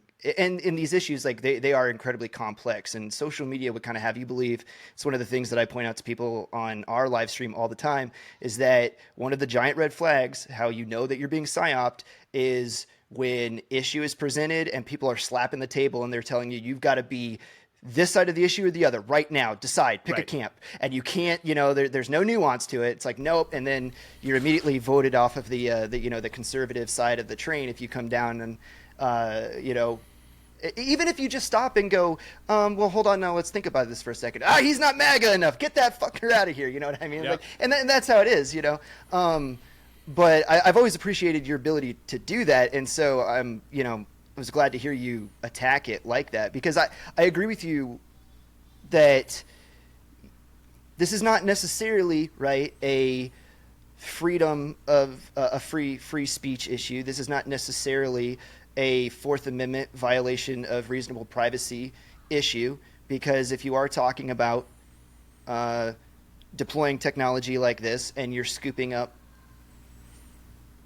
data, I'm just going to call it, on illegal aliens that should not be here inside the country, then that would be an appropriate use of that technology. Yeah. But understanding what it is and how it works, and saying, and understanding that there's going to be a lot of inadvertent data collected on American citizens that are in the area, now I go, okay, well, now hold on, there needs to be certain safeguards in place for this. And if the safeguards are just going to be the FISA courts and how they've always been working, to where they're, it's just a judge and just the, whoever that briefs it to them, and nobody gets an opportunity, to listen in on the warrant because of its classification or whatever it is, that's not good enough. I don't think that that's good enough. And right. I am very for, reasonable privacy of American citizens, and your personal communications should not be spied on by the government, up until the point where they get a warrant, which is a process that should have to be, gone through completely, and that legal, all those legal boxes need to be checked. So, yeah, I'm just repeating you at this point, but there's a lot of nuance and a lot of gray to navigate on this. Brandon, go ahead. If I could provide and answer the question, what's that old quote? Is the road to ruin is paved with good intentions, right? Sure. And it's just like anything else, right? It becomes a vehicle for abuse, because there are always going to be human beings involved. And I agree with you both. The assertion that it's being used appropriately because it's being used to identify people who don't belong in this country, invaders, if you will, and getting them the fuck out of here. Well, the government has proven, the U.S. government has proven that it will spy on you at all times, warrantless, whatever it is, to find out information, right? And this is why, and I actually think, Drew, you may have an interesting opinion on this, but I have always been skeptical of and opposed to in large ways to fusion centers, because I think it becomes it's a gray area where the federal government has intelligence that they're going to give to maybe civilian law enforcement agency, and now you're talking about this gray area again about collection and provision and the execution of that actionable intelligence. And it just becomes, I see this as like it's the infantile stage of a larger federalized police force against the human, or against American people. Does that make sense? Yeah, well, I think it's like what you said earlier. It's like with FISA. It's like with this Palantir collection. Some of the other platforms that are out there that do similar stuff. If it's used the right way, that's great. It would be an awesome tool. And I remember when all that started, being like, and again, being like I said earlier, being all in on things before. Yeah. You know, like, hell yeah, I like Patriot Act. I think this is great. Like, oh wait, no, I don't. No, I don't. But early on, it's like I'm on board with all this stuff. And then you step back and you learn a little bit more. You come out of the world you've been living in and see things differently. And you look at this stuff. It's like, as you said, we're not capable of having nice things. We just aren't. So it's great that you can create that tool. And if that tool was only used on extremists and jihadists, if this tool was only used on illegals, this tool was only used to round up X, Y, or Z type of bad guy or person, that'd be outstanding. But we're so far beyond being able to control ourselves on that front. It's just, and it's so sad, but it's like, I mean, what do you expect? We're a bunch of broken ass humans walking around this planet. Like, we can't be trusted to do the right thing. So yeah, I think it's really tough, and it's hard too, because we talked earlier about advancing and looking ahead. So it's like, you got to have kick-ass toys and tools to be able to advance in this crazy world, because China and all these other people aren't stopping. But how do you do? Okay, so how do we do this? Because we need to be able to do X, Y, and Z. But if you give those tools to these people, they're going to use them against us. So how like what?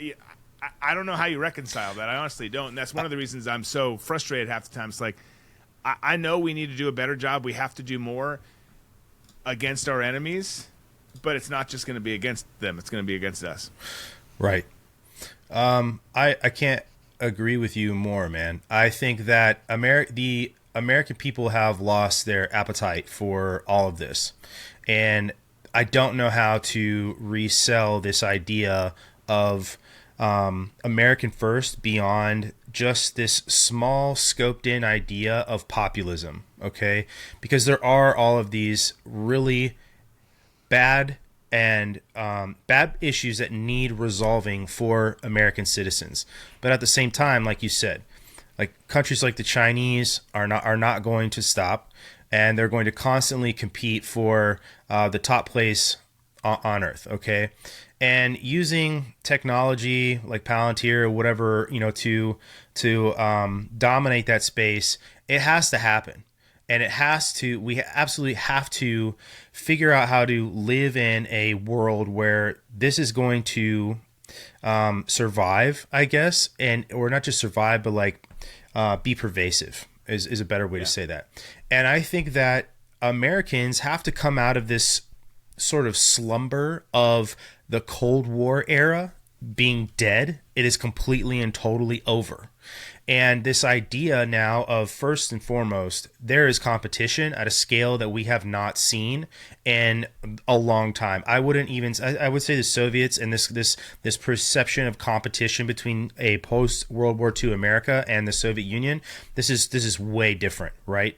And I think that the first step is coming out of this mentality of the Cold War and the global order that was the Cold War, and understanding now that the greatest threat, yes, it is other countries, but it is information warfare, and it is you, the human being, who is the conduit for exacting that warfare.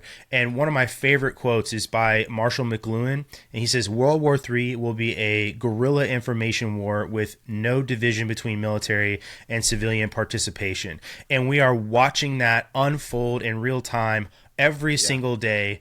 And whatever you want to say, dead internet theory, actual propagandists online from the CCP, from Russia, even Americans, right? These factions that we have divvied up, right? The product, the problem, the solution is all the same thing. And that is a tough cube to look at and get on the right side, I guess, and understand. And this notion that we are moving into a world where we have to make room for now information technology, information warfare, navigate outside of the curated experience we have online and be just regular people. like the new global order is going to be whoever can get there first and learn and arrive at homeostasis with all of it. Otherwise, it's game over. And unfortunately, we have the disadvantage of coming out of 20 years of conflict, of prolonged conflict. All of this stuff has been exposed. We understand the corruption is more than just rotted. It is just, it's necrosis. It's dead, right? Like, we have to, I think the thing is, it's not fixing the system from inside. It is casting off the entirety of that old system and building something different and new. And no amount of throwing the same fucking spaghetti noodle at the wall is going to be a solution. It's not a politician. It's not a demagogue in any way, shape, or form. It is the American people recognizing that this has to change from the inside out. Otherwise, it's fucking over. It's fucking over. Yeah. I agree. I couldn't agree more. I think that's just all super well said. Like, it comes down to us. Started with us, comes down to us. Mm-hmm. What are you going to do? I've got one last question for you, man. I know it's late where you're at. And the last question I have for you, and it's so funny because I put this question down before you gave us this whole little speech about how you get asked about China and you're like, I don't know shit about China. And but I'm going to ask you a question about it because it is my quote unquote favorite topic because I have to talk about it. Because of all the things we've laid out tonight, right? So you've seen how we operate covertly. You've been a part of covert operations, all that stuff. And this is a broad question, so unpack it however you will, and just get at whatever you think, right? But how would a real U.S.-China hot war unfold from the covert vantage point, right? And what do you think generals and think tanks just have completely wrong? Well, generals and think tanks have most everything wrong. Easy. Yeah, that's true. How would it, so a hot war, but what's the covert side of it? Mm-hmm. That's a good question. I've actually never been asked that question. Hell yeah. You nailed that one. So I think, I mean, we're always, for one, we're driving fissures or division into the populace, questioning why they're in the war, kind of stirring up that. So it's not something I did, but it's something the agency's really good at. So you've got that, which obviously has an end game of regime change, but you're trying to divide the base and do that. Like, why are we in this war? I hate this leader. You're not representing us. Get that all going. Get some resistance going. Taking out strategic key players where you can. I think it's really how we've done a lot of things. Like, I don't know that there's any secret sauce to taking on them. The difference is going to be, if you thought we've had a long sustained war against other people, like I'd buckle up for a much longer one with them just because they can go. Are they as strong as us? No. But are they someone like we've faced anytime in a long time? No. I mean, this is a totally different beast. Like, I hope and pray that we never have that battle, because I just don't really think anyone wins. Mm-hmm. But I don't know covertly, like, those things are always happening and everything. I think the trickier thing in that is going to be tactically, how are we going to do this? Like, what's this going to actually look like? What's that war look like? Like, where are the fronts of it? Like, where are the constant? Like, what are the main areas of operation in that? Is it they invaded Taiwan, so we're fighting from there, and then in the South China Sea? Like, is it? I don't know. You actually have me pretty well stumped. Other than to say that I know that we would go after dividing the people. We'd get people up in higher echelons of their government, and we would try and take out some of them. But, like, other than that, I don't know. I like your answer, because I think you're right that in a lot of ways there won't be much difference, because your arena of warfare, so to speak, has to do with people, and people, while different, aren't necessarily that much different in a lot of different ways. What motivates people is not a far departure between the Chinese, Americans, Italians, right? Yeah. But I will say this. Not that long ago, the CIA put out an advertisement. It was on X, it was on YouTube, it was all over the place. And what it was is an appeal to Chinese people, specifically people who may have information from an espionage or counterintelligence avenue, to come to the CIA and provide that information. And one of the things that I saw immediately pushback wise was that the Chinese are so good at briefing their citizens that an American intelligence agency is going to come for them, that they expect it. And therefore, when it arrives, it's like, oh, well, I already knew you were coming, so now I'm good, right? Do you think that that's true, or do you think that that's wishful thinking?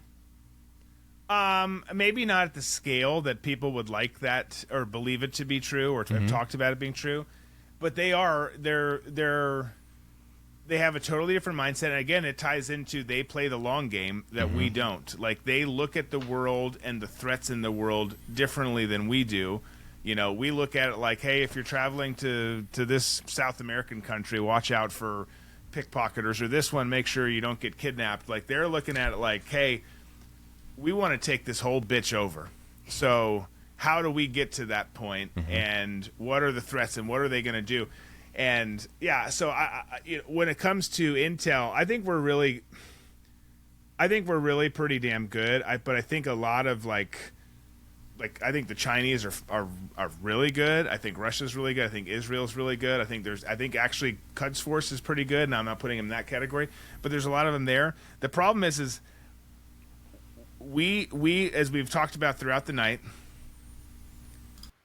we focus on the now so much more than we do the future, and we pivoted for 20 plus years, focusing a lot of our efforts and our resources on not just Iraq and Afghanistan, but the broader region and everything that was going there. So like, we took, maybe it's an exaggeration to say we took a step back and more the cat and mouse strategic espionage, but it wasn't as big of a focus. Meanwhile, everyone else has kept going. We've been like, hold on, time out. We're going to fight this war for a little bit. We'll be back, Russia and China, looking at you, but they just keep going. They have their people better. Short answer to your question is no, I don't think it's all of their people are prepared for that, but a lot of them do. And by the way, too, I mean, they talk to people, like, how they allow people to travel within their country, let alone out of their country, is very different than how we do it. So they have more touch points where they can say, okay, Hung Lo, you're going to America. Like, here's what you should expect. Yeah.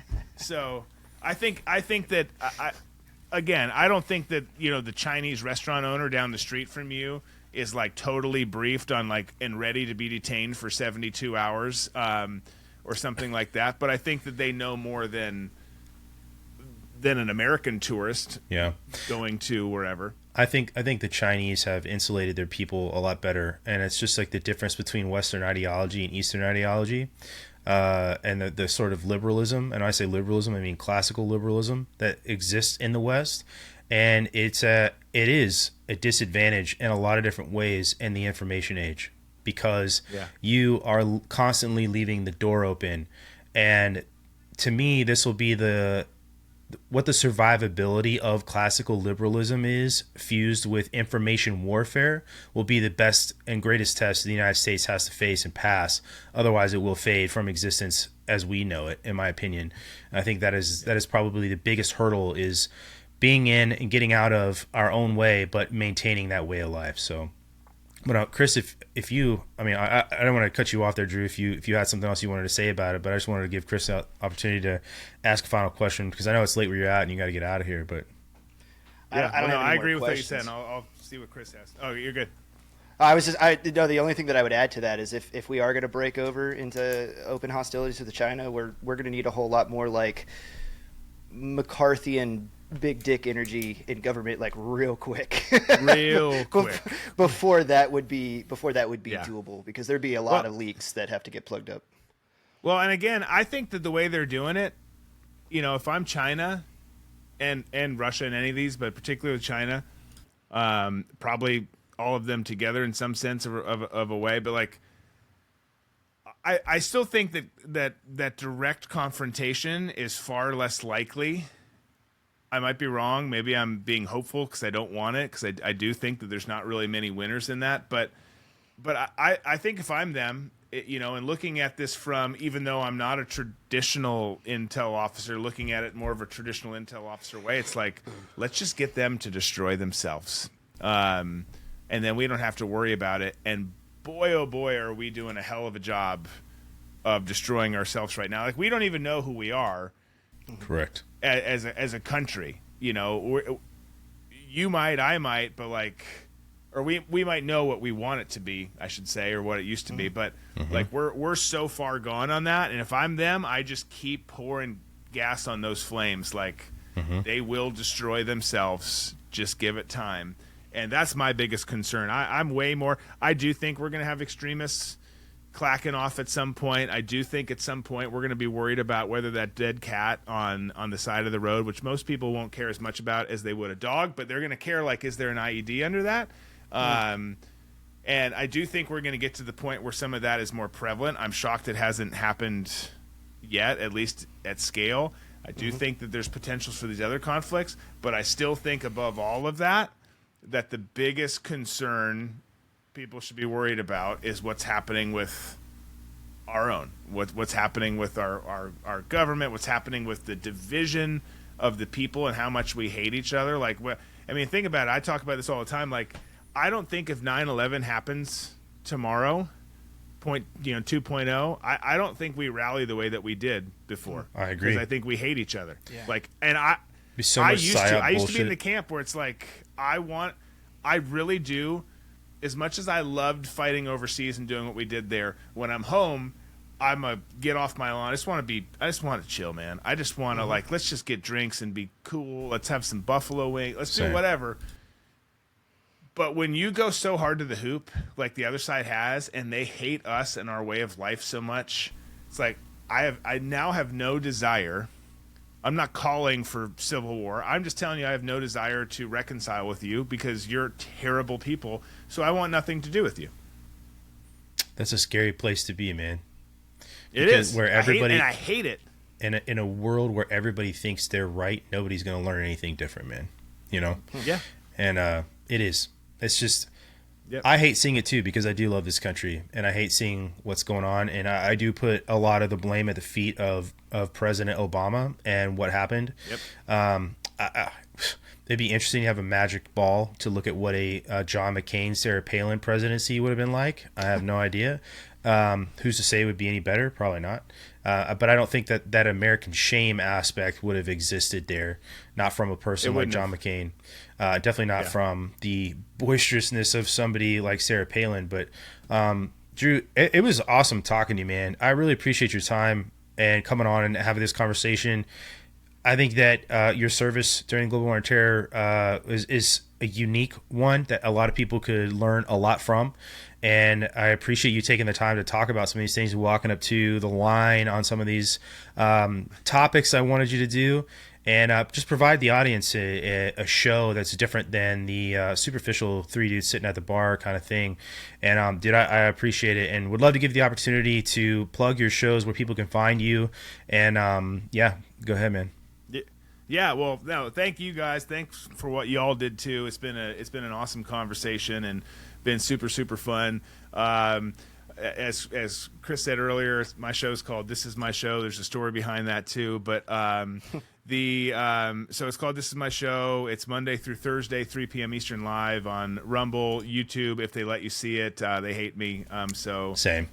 It's hard to see there, but like it's everywhere that you watch or listen to a podcast. It's there Monday through Thursday, 3 p.m. Eastern. So, and we just, me and my buddy Tom, who is an interesting character, but you love or hate, but he's on there, has some great interesting experience as well, and a fun team, and I just, to my detriment, I try and just take it down the middle and actually be like legit America first, not a slogan. Like, I just like America. I don't really like either side, and that screws me over because the show doesn't get any love anymore. But I'd rather be true to who I am and try and stick to that. So we have a good time. We get into a little bit of sports too. Like, I actually hate news and politics. I don't know how the hell I got into this after leaving what I did, but here I am. Yeah, because I care, I guess, and I can't give up. So, but yeah, we get into that. We have a good time, and you know, might have a cocktail sometimes. We just kind of have a good time Monday through Thursday, 3 p.m. Eastern. You got a college ball team? I do. So I'm a Big Ten guy. I see what kind of guy you are. I'm not far from them. So I'm a Big Ten guy. I played for like 5 minutes at Michigan. I fractured a vertebrae and slipped my disc my freshman season in training camp. So I was more of a never was than even a has been. My oldest brother played at Minnesota. My middle brother played at Holy Cross. But we grew up in up north. So we're Big Ten guys. We're going to Michigan here in three weeks or so. Very cool. For a game, so it'll be fun. So we're Michigan guys. Gotcha.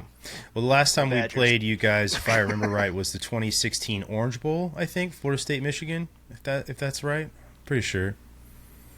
Was it that?